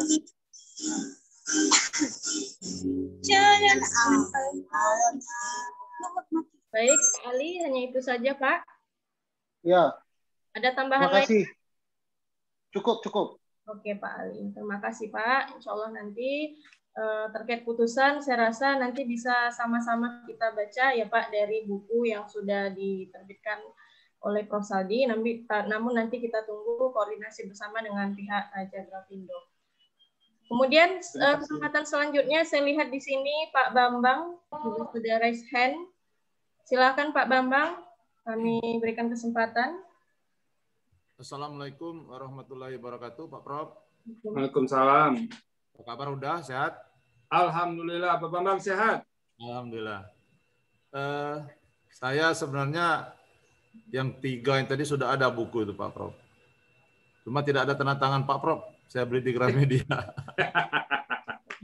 Tapi nanti mudah-mudahan yang satunya lembaga negara. Pak Prof, saya minta lagi tadi kurang jelas. Kebetulan saya ini dari Palembang, Pak Prof. Saya ini Palembang, kebetulan juga aktif di kampus juga. Masalah yang pola tripartit dalam penyelesaian atau dalam pembentukan perundang-undangan tadi, Pak Prof. Itu sisinya apakah seimbang antara ketiganya atau memang ada dua lembaga yang kokoh dalam arti presiden atau pemerintah dengan DPR, tiga-tiganya dengan DPD itu dominan dalam proses tripartit tadi. Itu aja Pak Prof, mohon penjelasannya. Kebetulan ada keterkaitan dengan tugas akhir saya itu masalah pendelegasian wewenang. Terima kasih Pak Prof. Ya, terima kasih Pak Bambang. Baik Prof, pertanyaannya apakah kita tampung dulu atau langsung dijawab Prof? Tambah satu lagi biar 3. Oke, baik Prof. Silakan kepada Bapak Ibu yang ingin mengajukan pertanyaan secara langsung. Kami persilakan. Izin bertanya Prof. Oke, silakan kepada Ibu Veronica. Oke, selamat siang. Saya ucapkan kepada Pak Profesor Saldi Isra, di mana atas berkatnya kita dapat berkumpul di Zoom meeting diskusi online pada sore hari ini. Saya Veronica Saragi, saya Fakultas Hukum dari Universitas Medan Area. Izinkan saya Prof untuk bertanya. Ya, silakan Mbak. Pertanyaannya ialah sebagai kita generasi milenial khususnya mahasiswa dalam memilih jurusan Fakultas Hukum, bagaimanakah cara atau strategi untuk menerapkan putusan-putusan pengadilan, baik itu putusan Mahkamah Konstitusi atau putusan Pilpres, Pak. Terima kasih, Pak. Baik, terima kasih kami ucapkan kepada Mbak Veronica Saragi ya dari Universitas Medan Area.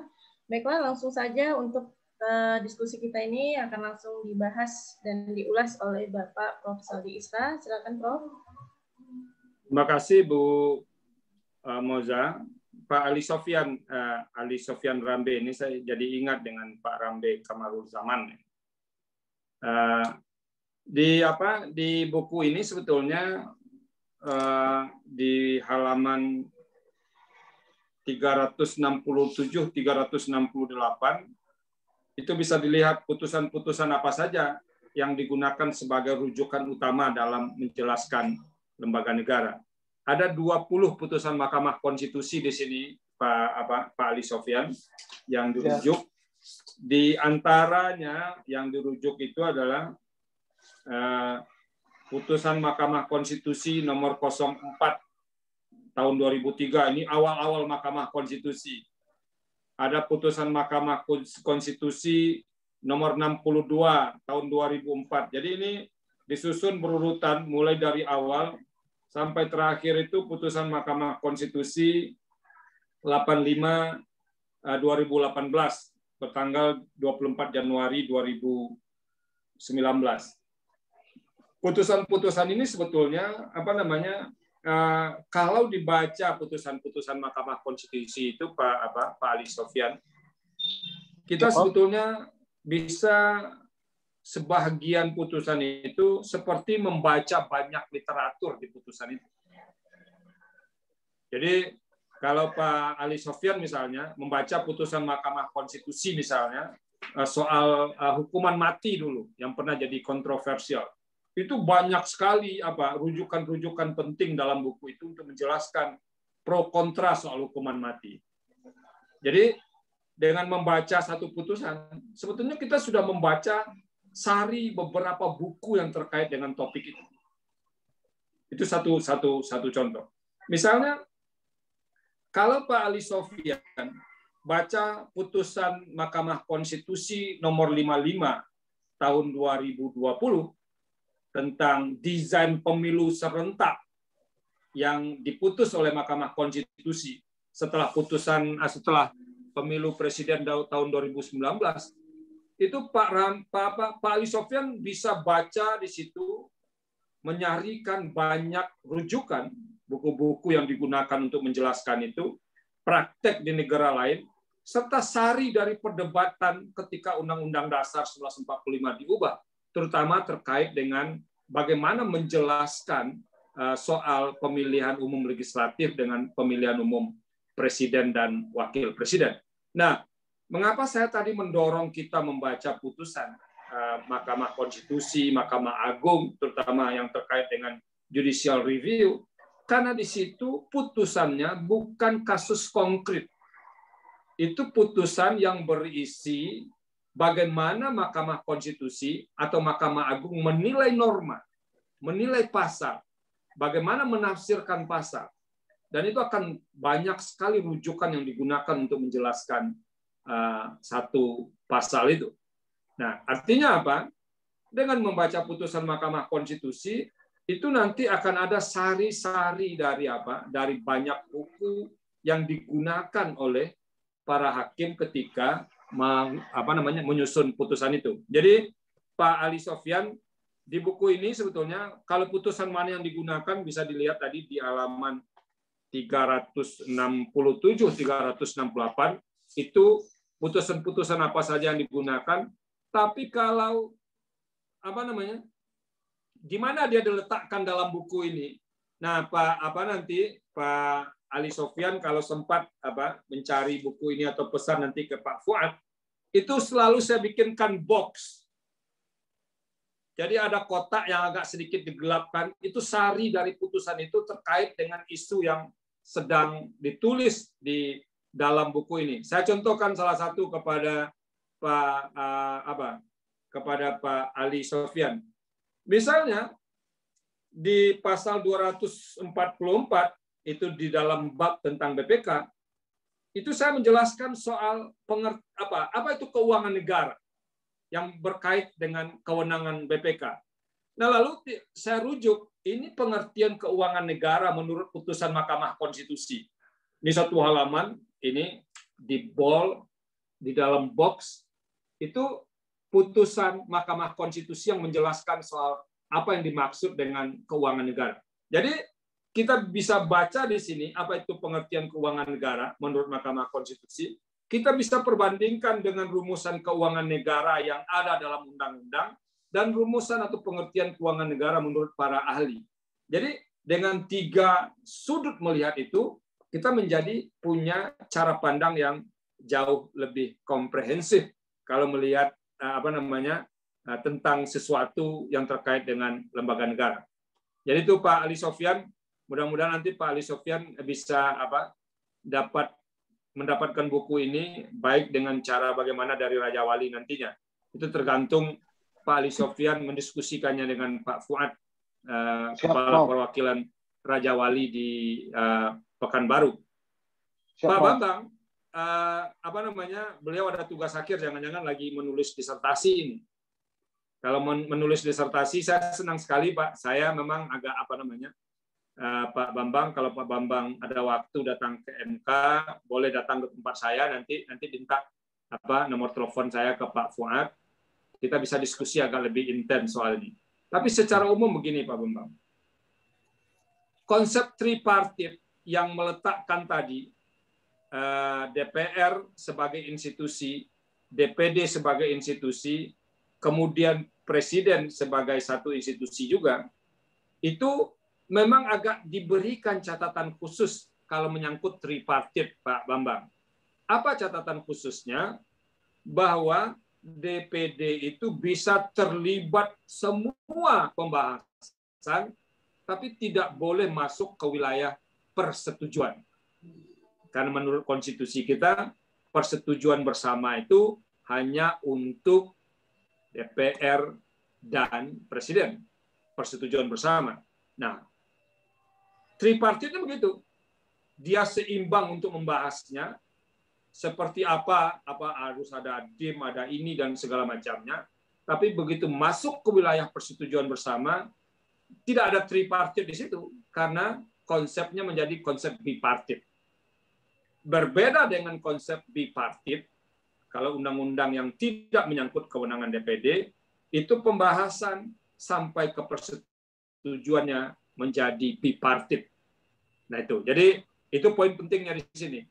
Oh, kenapa begitu? Ya, karena kita sudah sejak awal menyadari bahwa DPD itu memang agak sedikit terbatas fungsi legislasinya dibandingkan DPR. Nah, saya sering menceritakan di buku Pergeseran Fungsi Legislasi yang dari disertasi ini, saya katakan, dulu orang menganggap setelah perubahan Undang-Undang Dasar bahwa DPR itu jauh lebih kuat dibanding Presiden dalam fungsi legislasi.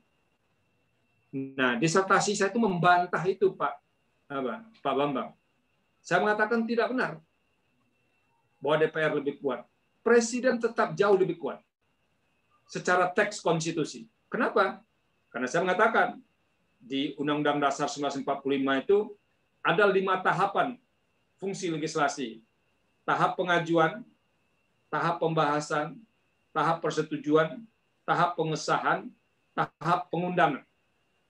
Dari 5 tahapan ini, Pak Bambang, DPR cuma punya 3.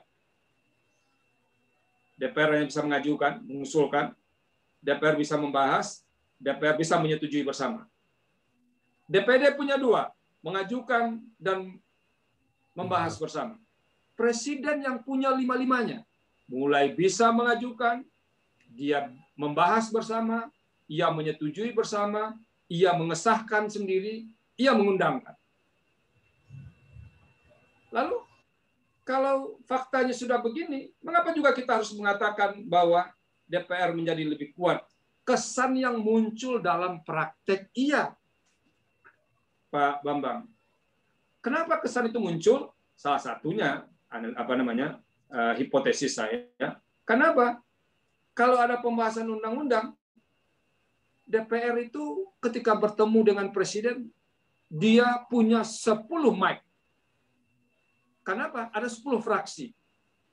Atau ada 9 mic, karena dia terdiri dari 9 fraksi. Presiden cuma punya 1 mic. Jadi suara DPR itu kelihatan lebih riuh rendah dibandingkan suara Presiden. Makanya dalam putusan Mahkamah Konstitusi nomor 92 itu mengatakan, apa itu konsep bipartit? Anda selesaikan dulu pendapat Anda secara internal di DPR, kemudian pendapat DPR ini yang diperhadapkan dengan pendapat Presiden.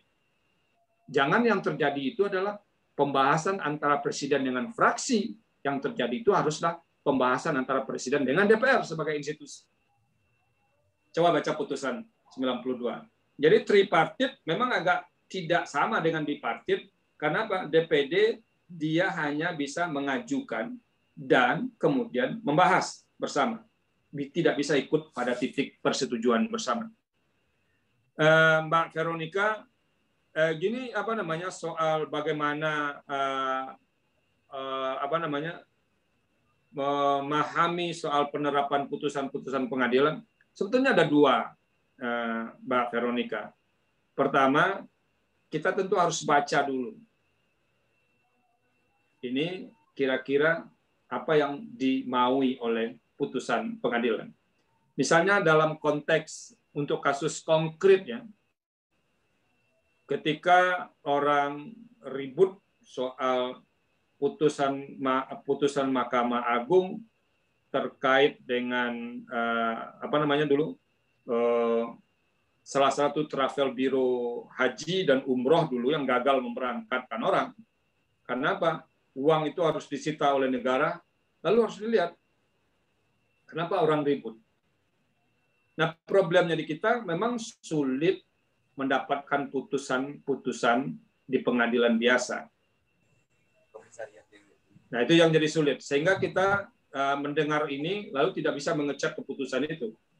Tapi kalau putusan Mahkamah Konstitusi selesai diucapkan, itu paling lama setengah jam kemudian sudah bisa dilihat di website Mahkamah Konstitusi. Tadi diucapkan, sudah bisa diunduh apa ini putusannya. Sudah utuh, lengkap, dan segala macamnya. Nah, itu soal satu hal yang harus dipikirkan. Tapi menurut saya, Mbak Veronica, yang paling penting itu sekarang adalah bagaimana menumbuhkan keinginan membaca putusan-putusan pengadilan. Nanti kalau sempat, Mbak Veronica, coba buka YouTube, lalu ketik di YouTube itu apa namanya Profesor Erwin Chemerinsky, salah satu profesor hukum tata negara yang paling populer di Amerika sekarang ini. Apa namanya? Setiap dia menyampaikan kuliahnya itu, dia sangat fasih menceritakan putusan-putusan Mahkamah Agung terkait dengan topik perkuliahannya itu. Itu artinya apa? Bahwa bagi seorang profesor seperti Erwin Chemerinsky itu, dia tidak cukup bicarakan rumusan konstitusi saja, tapi kemudian dia beri khasanah baru bagi banyak orang yang membaca bukunya atau yang mendengar kuliahnya, bagaimana putusan Mahkamah Agung soal yang ia kuliahkan. Salah satu yang agak kontroversial, yang banyak diikuti di YouTube itu adalah kuliah dia soal isu penghapusan atau pengurangan penggunaan senjata api di Amerika. Dengan sangat fasih Erwin Chemerinsky menceritakan debat pro kontra di Mahkamah Agung Amerika Serikat soal pembatasan penggunaan senjata api yang sampai hari ini tuh belum berhenti perdebatan. Atau Mbak Veronica bisa baca putusan-putusan dissenting opinion-nya Justice Breyer yang dari awal sampai sekarang yang selalu konsisten dissenting soal hukuman mati. Nah, artinya apa? Putusan-putusan pengadilan ini akan memperkaya khasanah kita dalam memahami isu-isu hukum tertentu. Jadi apalagi kan sekarang kalau akses misalnya putusan Mahkamah Konstitusi kan nggak bayar, masuk ke website Mahkamah Konstitusi, dilihat di jendelanya tuh ada putusan Mahkamah Konstitusi. Kalau kita tidak hafal nomornya, masukkan isu apa, misalnya pidana mati, misalnya akan keluar putusan soal pidana mati. Misalnya putusan soal presidensial threshold, dia akan keluar semua putusan tentang presidensial threshold. Putusan apa lagi? Akan ada di situ. Nah itu jadi mendorong apa namanya masyarakat hukum kita, baik mahasiswa, pemerhati, kemudian juga dosen, untuk mulai mau membaca putusan itu dengan serius. Itu mungkin memang bukan pekerjaan sederhana. Satu kali saya pernah tanya ke mahasiswa saya, Anda ini mau jadi sarjana nih, kata saya kan, tolong Anda ceritakan ke saya, Anda pernah berapa kali membaca putusan pengadilan secara tuntas? Nggak bisa dia jawab. Karena memang agak sulit. Saya dulu tahun 90 ketika kuliah sampai 94 itu setiap mata kuliah hukum acara kami diwajibkan membaca putusan pengadilan, datang ke pengadilan itu. Dulu tidak bisa difotokopi dan segala macamnya. Dicatat dalam berkas berdebu-debu itu putusannya. Supaya apa? Supaya kita tuh ada link ilmu kita dalam kelas itu dengan apa yang diputuskan pengadilan. Penghujung tahun 2019 saya berkunjung ke Fakultas Hukum Perth di Australia, dan saya berkunjung ke pengadilan administratifnya kayak PT UN di kita. Dan saya tanya, kampusnya Perth itu kenapa mulai dipindahkan agak ke tengah kota Fakultas Hukum? Katanya mahasiswa tahun 1 akan kuliah di kampus lama yang berjarak jauh dari tengah kota. Karena memang perlu proses penyesuaian. Tapi begitu masuk tahun 2, tahun 3, mereka sudah harus kuliah dengan kampus di tengah kota yang dekat dengan pengadilan. Jadi supaya suasana itu mereka pahami. Suasana itu mereka ikuti. Jadi dinamika yang ada di pengadilan itu diikuti oleh mahasiswa. Kan tidak mungkin rasanya mahasiswa hukum, masyarakat hukum, pengajar hukum, kemudian tidak pernah mau peduli dengan putusan-putusan pengadilan. Tidak pernah mau tahu dengan jurisprudensi. Nah, itu agak repot kalau begitu. Nah, ini tanggung jawab kita semua sih sebetulnya untuk soal-soal yang begitu. Itu Mbak Veronica. Jadi 3 respon tadi sudah saya respon, dan saya kembalikan ke Mbak Moza. Baik, terima kasih banyak Prof atas pencerahan dan pematerinya. Selanjutnya, untuk sesi kedua ini kita akan kembali buka pertanyaan ya, menjelang waktu menunjukkan nanti pukul 15.55 ya Pak Fuad sebelum acara closing. Nah, untuk pertanyaan sesi kedua ini akan saya ambil dari chat yang sudah dikirim oleh peserta. Yang pertama, Prof, itu ada dari Reki Wahyudi, mahasiswa Fakultas Hukum UIR, yang mengajukan pertanyaan terkait bagaimanakah menurut Prof mengenai Badan Peradilan Khusus, sebagaimana dalam pasal 157 ayat 1 Undang-Undang Nomor 8 Tahun 2015 mengenai pemilihan gubernur, bupati, dan wali kota. Badan ini muncul karena dalam putusan MK dinyatakan tidak memiliki kewenangan dalam PHPU kepala daerah. Jadi mohon penjelasannya Prof terkait badan yang dimaksud pasal 157 ayat 1 itu arahnya pada lembaga yang mana? Kemudian satu pertanyaan lagi itu dari Eko Prasetyo ya, dari Universitas Negeri Surabaya. Ini pertanyaannya ada 3 ini. Pertanyaan yang pertama dari Eko. Pada buku Lembaga Negara yang kita bahas pada siang hari ini, pada halaman 162,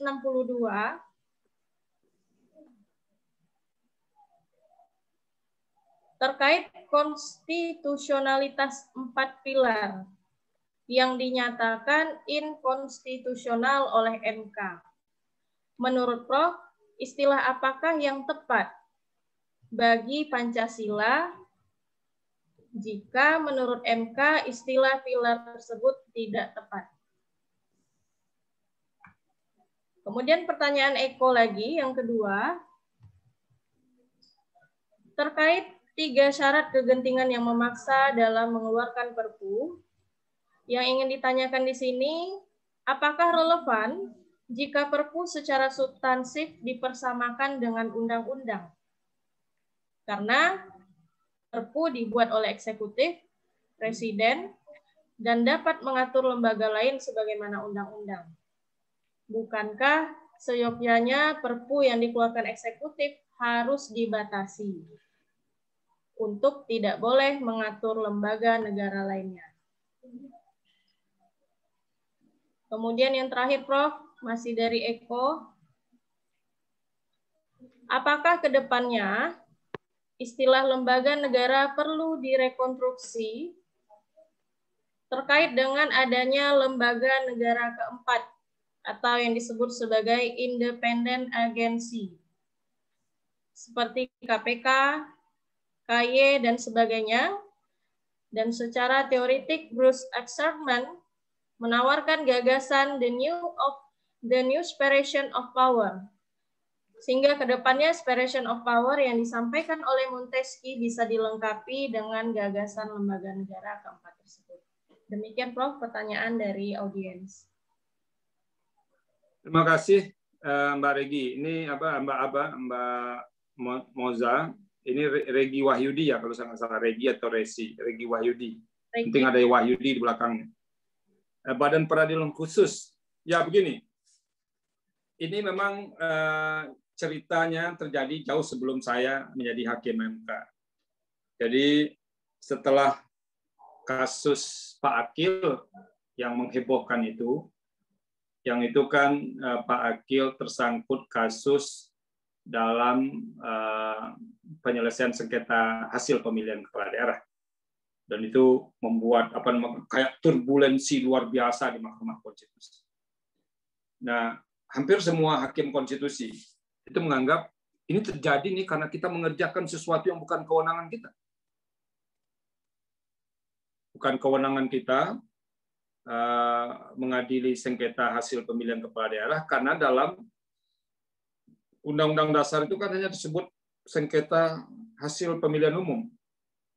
Secara tekstual, pemilihan umum itu di pasal 22E adalah pemilihan presiden, wakil presiden, pemilihan DPD, pemilihan DPR, pemilihan DPD, dan pemilihan DPRD provinsi dan DPRD kabupaten kota. Lalu kemudian dibangun justifikasi baru, justifikasi yang mengatakan pemilihan kepala daerah itu bukan pemilihan umum. Dia masuk pada rejim pemerintahan daerah. Oleh karena itu, bukan di Mahkamah Konstitusi tempat penyelesaiannya. Karena di pasal 22E itu jelas, pemilu yang disebut di situ ada pemilu presiden, pemilu DPR, DPD, DPRD provinsi, dan DPRD kabupaten kota. Nah itu. Lalu dianggap kewenangan Mahkamah Konstitusi menyelesaikan sengketa pemilihan kepala daerah itu inkonstitusional. Nah, sampai kemudian ditentukan. Jadi MK pegang itu sampai kemudian ditentukan Badan Peradilan Khusus. Nah, pertanyaannya sekarang adalah, kalau teksnya jelas harus ada Badan Peradilan Khusus. Tapi kalau melihat gejala hari ini sampai pemilu pemilu serentak tahun 2024 karena tidak akan ada perubahan undang-undang, sudah pasti peradilan khusus itu tidak akan dibuat. Dan sampai paling tidak penyelesaian sengketa pilkada tahun 2024 itu akan masih berada di tangan Mahkamah Konstitusi. Jadi karena ini memang diberikan setelah putusan Mahkamah Konstitusi untuk penyelesaian sementara itu diberikan kepada Mahkamah Konstitusi. Kalau dia dibuat peradilan khusus, yang namanya peradilan khusus itu kan berada di bawah peradilan umum kan, tempatnya. Peradilan khusus apa saja itu akan ada di bawah peradilan umum. Nah, oleh karena itu kita lihat nanti apakah pembentuk undang-undang nanti akan bikin peradilan khusus soal pemilu. Nah, akan banyak lagi jenis-jenis peradilan nanti. Atau kalau ada perubahan konstitusi, rumusan pasal 22E itu akan diubah. Di situ disebut bahwa pemilihan umum itu di luar pemilihan presiden, DPR, DPD, dan DPRD juga termasuk pemilihan kepala daerah. Nah, selesai, clear, akan menjadi kewenangan Mahkamah Konstitusi dia. Nah ini kan agak sulit nih Mahkamah sekarang dengan soal seperti ini karena pernah dinyatakan inkonstitusional, lalu kemudian sementara pembentuk undang-undang menitipkan penyelesaiannya di Mahkamah Konstitusi, sementara belum ada kajian yang agak serius soal Badan Peradilan Khusus ini. Nah, saya kebetulan, Mas Wahyudi, sebulan yang lalu itu baca sebuah jurnal, dan saya coba cek judulnya, itu ada seorang peneliti dari Amerika Latin yang coba membandingkan baik buruknya penyelesaian sengketa pemilu dilakukan oleh badan peradilan khusus dibandingkan badan peradilan biasa, the ordinary court itu. Peneliti ini sampai pada kesimpulan yang mengatakan bahwa ternyata dari penelitiannya itu dia hitung jumlah tahunnya. Jadi setiap negara itu dari tahun berapa sampai tahun berapa, itu sekitar 800 tahun. Bukan artinya dari tahun sekarang 2000, tahun 1200 bukan itu. Misalnya di Indonesia 40 tahun. Di Amerika dia hitung misalnya sudah 80 tahun. Itu yang dia jumlahkan, jumlah totalnya 800 tahun. Dia sampai pada kesimpulan yang berbeda katanya dibandingkan kesimpulan umum yang mengatakan peradilan khusus jauh lebih baik. Dia menganggap peradilan biasa itu jauh lebih baik untuk menangani sengketa pemilu. Nanti kalau kita tidak setuju kan harus dilawan tulisan. Tapi saya mau menjelaskan ada penelitian yang dilakukan oleh orang yang serius soal ini. Nah, sekarang posisinya ya terserah pembentuk undang-undang. Kalau pembentuk undang-undang sekiranya ada perubahan konstitusi, ini bisa diselesaikan. Mau dia akan dijadikan kewenangan Mahkamah Konstitusi, atau memang ini akan diserahkan kepada lembaga lain yang berada di bawah Mahkamah Agung. Mas Eko Prasetyo, soal 4 pilar yang menyatakan inkonstitusional itu kan lebih pada argumentasi meletakkan Pancasila itu sama dengan 3 yang lain. Dengan Undang-Undang Dasar, dengan GBHE, dengan Bhinneka Tunggal Ika, dengan Negara Kesatuan.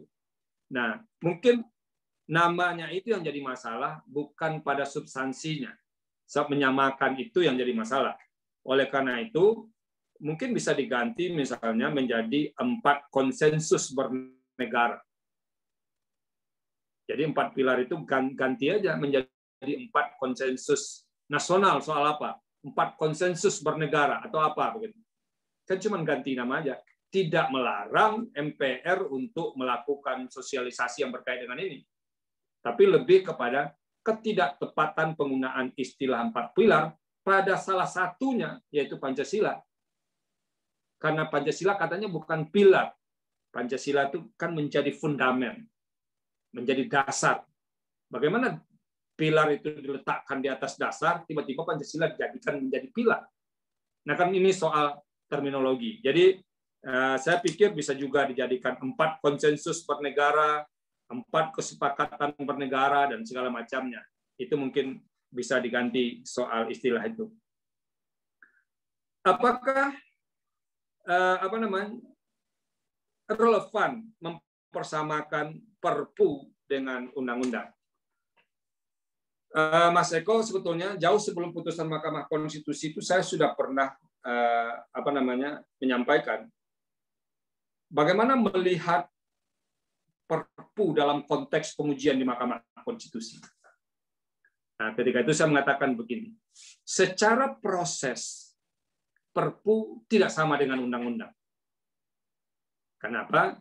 Perpu kalau dia mau jadi undang-undang harus dapat persetujuan dari DPR. Artinya apa? Prosesnya beda. Tapi secara substansinya adalah undang-undang. Jadi kalau soal substansi undang-undang. Oleh karena itu, secara substansi bisa dong diuji oleh Mahkamah Konstitusi. Bisa.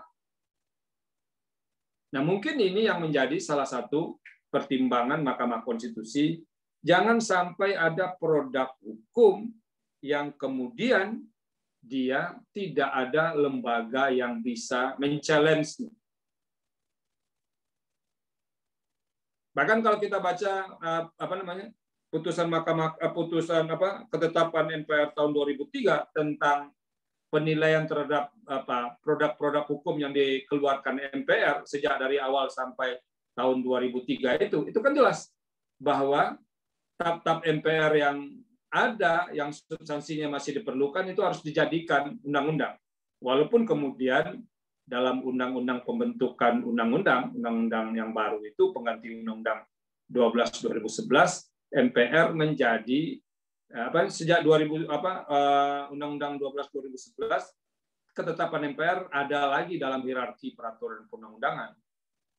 Nah itu, padahal itu sudah diberikan posisi yang agak lebih jelas oleh putusan oleh TAP MPR sebelumnya. Itu. Jadi saya menjelaskannya seperti itu. Kalau dari segi proses enggak, tapi dari segi substansi iya. Artinya secara substansi dia bisa diuji ke Mahkamah Konstitusi. Istilah lembaga negara perlu enggak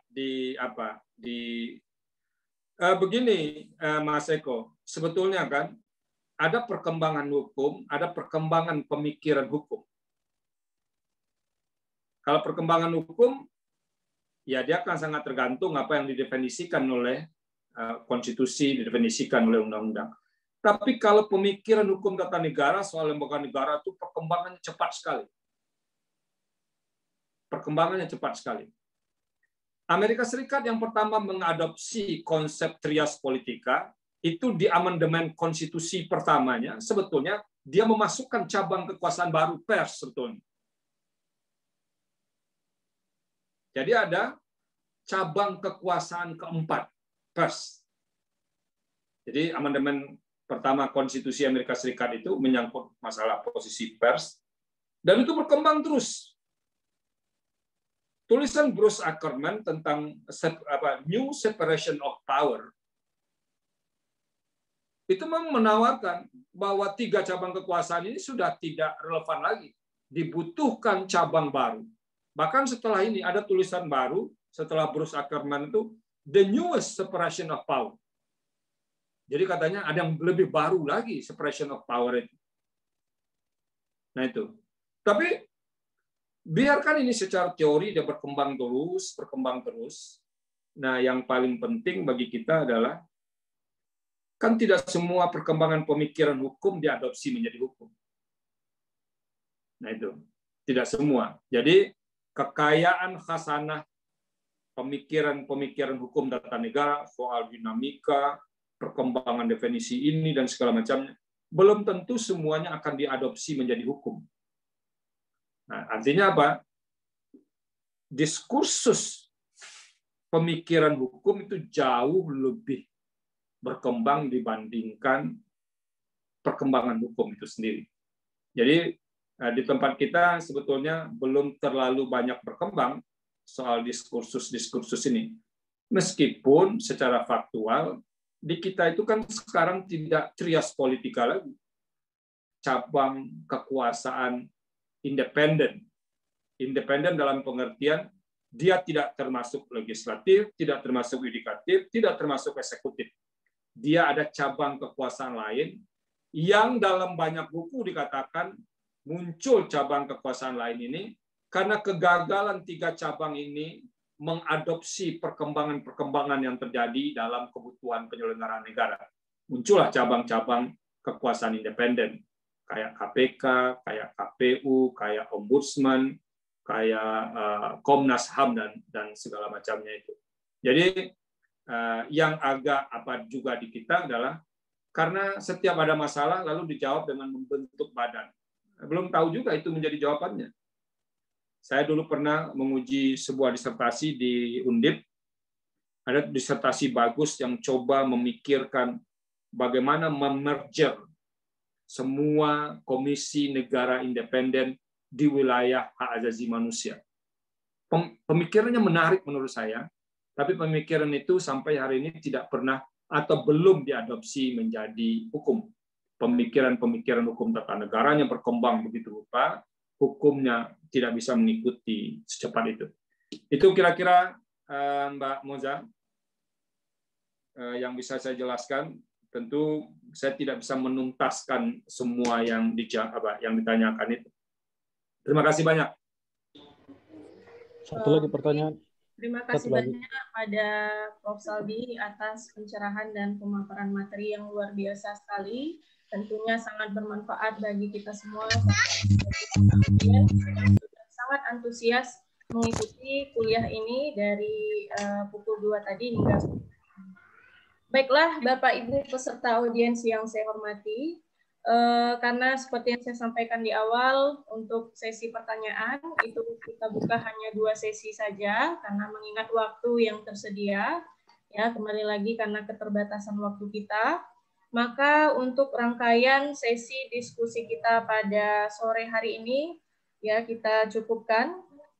Kita sudah melewati tahap pendengaran bersama materi dari narasumber dan juga diskusi tanya jawab, yang mana dari pemaparan materi yang disampaikan oleh Prof. Saldi kita dapat mengambil kesimpulan bahwasanya untuk meneropong daripada lembaga negara yang ada di Indonesia, baik itu main organ ataupun supporting organ, secara dinamika konstitusional kita tidak hanya melihat itu dari Undang-Undang Dasar 1945 atau dari undang-undang. Namun kita dapat melakukan pendekatan secara komprehensif dengan melihat dan merujuk kepada putusan-putusan Mahkamah Konstitusi yang sudah memberikan konstruksi hukum baru terkait lembaga negara. Baik itu dalam hal menggeser ataupun mengoreksi mengenai kedudukan dalam hal ini yang dimaksud adalah lembaga negara di Indonesia. Seperti salah satu putusan yang menarik dari 20 putusan yang dicantumkan oleh Prof. Saldi di dalam buku Hukum Lembaga Negara, salah satunya adalah putusan nomor 92 tahun 2012 yang mengatur mengenai pola hubungan kekuasaan lembaga negara dalam pembuatan undang-undang. Ada pola hubungan kekuasaan bipartit antara lembaga DPR bersama dengan Presiden dan pola hubungan kekuasaan secara tripartit antara Presiden, DPR, dan DPD sebagai lembaga negara. Baiklah, sekali lagi kami ucapkan terima kasih banyak Prof. Saldi atas ilmunya yang sangat bermanfaat dan luar biasa bagi kita semua. Dan juga ucapan terima kasih saya ucapkan kepada seluruh Bapak Ibu yang saya hormati, ya, yang sudah bergabung dalam kesempatan siang hari ini dalam kuliah pakar kita. Dan kemudian terima kasih banyak juga Pak Dekan Fakultas Hukum Universitas Islam Riau. Terima kasih Bu Moza. Ya Pak, terima kasih sudah ikut bergabung Pak dari awal hingga sore hari ini. Terima kasih Prof. Sama-sama Pak Dekan. Dan kemudian ucapan terima kasih juga kami haturkan kepada pihak dari Raja Grafindo yang dalam hal ini diwakili oleh Pak Fuad yang tentunya sudah banyak memberikan kontribusi dalam hal ini memfasilitasi kita semua untuk dapat melakukan diskusi bersama dengan Prof. Saldi Isra. Terima kasih banyak Pak Fuad. Nah, baiklah, dalam kesempatan ini saya Mozadela selaku moderator mohon maaf apabila ada terdapat hal yang kurang berkenan sekiranya, dan saya ucapkan terima kasih banyak kepada narasumber dan seluruh Bapak Ibu audiens yang sudah tergabung dalam Zoom meeting kita sore hari ini. Untuk itu saya kembalikan lagi untuk acara kita kepada Pak Fuad. Saya tutup. Wabillahi taufiq wal hidayah. Wassalamualaikum warahmatullahi wabarakatuh. Waalaikumsalam warahmatullahi wabarakatuh. Baik, terima kasih Ibu Moza yang telah memandu acara ini hingga tuntas sore hari ini, dan alhamdulillah peserta juga masih bertahan, kurang lebih ada 133 peserta per detik ini. Dan sekali lagi kami sampaikan kepada seluruh peserta bahwa bagi yang belum mengisi absensi silakan mengisi sebelum ditutup, karena absensi itu bagian dari persyaratan untuk mendapatkan sertifikat. Kemudian tadi ada 3 orang penanya, jadi dari 3 penanya itu nanti akan mendapatkan buku, ya, karya dari Prof. Saldi Isra, ada 3 buah buku, tadi di awal kita sudah sampaikan. Dan pengumuman door prize tersebut nanti akan kita sampaikan di media sosial kami, Raja Grafindo Persada, baik di FB, Facebook, maupun di IG, ya, Instagram. Nanti dipersilakan untuk para penanya atau 6 orang penanya tadi setidaknya memfollow atau berteman dengan kami di FB atau di Instagram untuk mendapatkan informasi pemenang dari door prize tersebut. Kemudian bagi para peserta yang ingin memiliki buku profesor tadi juga dipersilahkan menghubungi kami. Bagi yang ingin mendapatkan tanda tangan langsung dari penulis Nanti kita himpun berapa banyak, kita mintakan tanda tangan langsung dari Jakarta, dari gedung MK tentunya nanti. Ya, kita kirimkan ke Pekanbaru dan kami akan kirimkan ke masing-masing peserta yang sudah memesan. Selanjutnya, terakhir tentu kami ucapkan terima kasih banyak, terutama kepada narasumber, Profesor Saldi Isra yang telah meluangkan waktu dan tenaga pikirannya di tengah kesibukan beliau masih bersempat hadir ya untuk memberikan ilmu kepada kita semua. Ini bagi peserta tentunya ilmu secara gratis. Sudah diberikan ilmu secara gratis, dapat sertifikat lagi. Ini luar biasa. Kemudian kami ucapkan terima kasih kepada Pak Dekan, Pak Dr. Admiral, ya atas kesempatannya untuk kerjasama dengan Fakultas Hukum UIR, dan mudah-mudahan ini terus akan berlanjut kerjasama ini. Kepada Ibu Moza yang cantik hari ini, ya mudah-mudahan ini mandonya sudah luar biasa, penanyanya juga cukup antusias sampai membaca pertanyaannya tadi cukup panjang. Ya, kemudian juga tadi ada hadir para dosen dari Fakultas Hukum UIR yang kami kenal, ada tadi Pak Asri yang sedang ambil S3, nih beliau sedang menyusun disertasinya. Ya, mudah-mudahan nanti bisa segera selesai, dan juga teman-teman dosen yang lain ini yang tidak bisa disebutkan satu persatu yang hadir pada kesempatan ini.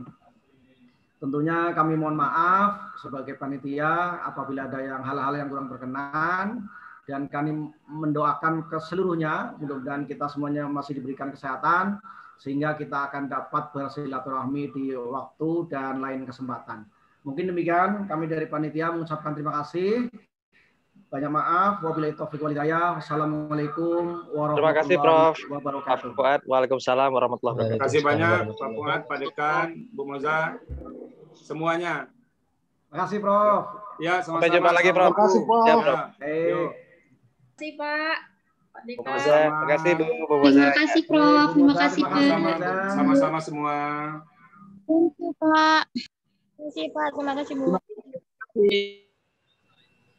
Izin pamit Pak Fuad. Ya, silakan Bu Moza, makasih. Pak, Assalamualaikum. Waalaikumsalam warahmatullahi wabarakatuh. Assalamualaikum Pak Fuad. Ya, Pak Odin. Ya, silakan Pak Bambang ya. Kalau saya nanti dapat, saya minta yang lembaga negara. Kalau ini udah banyak saya. Oh boleh, boleh.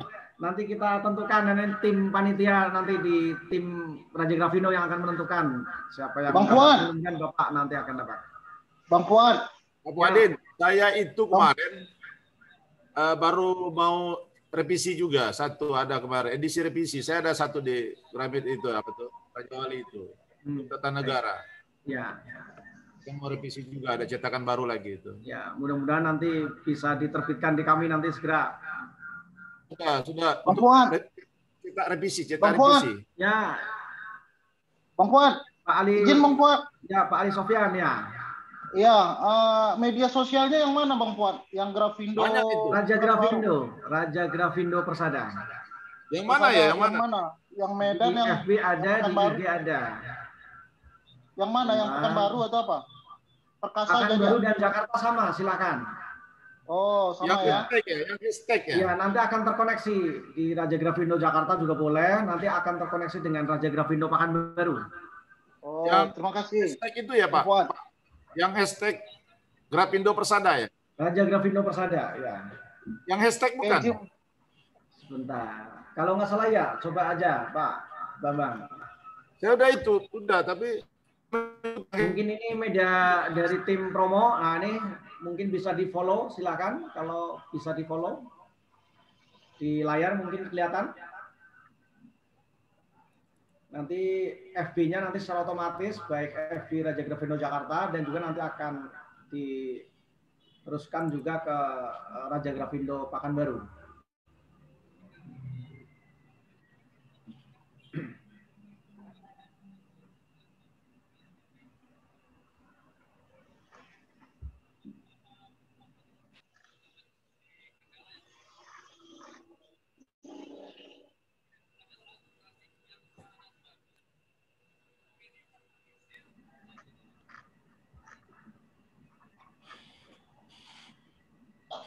Permisi Pak. Oke Bang, izin yang makasih Bang. Baik. Assalamualaikum warahmatullahi wabarakatuh. Mbak Veronica, iya.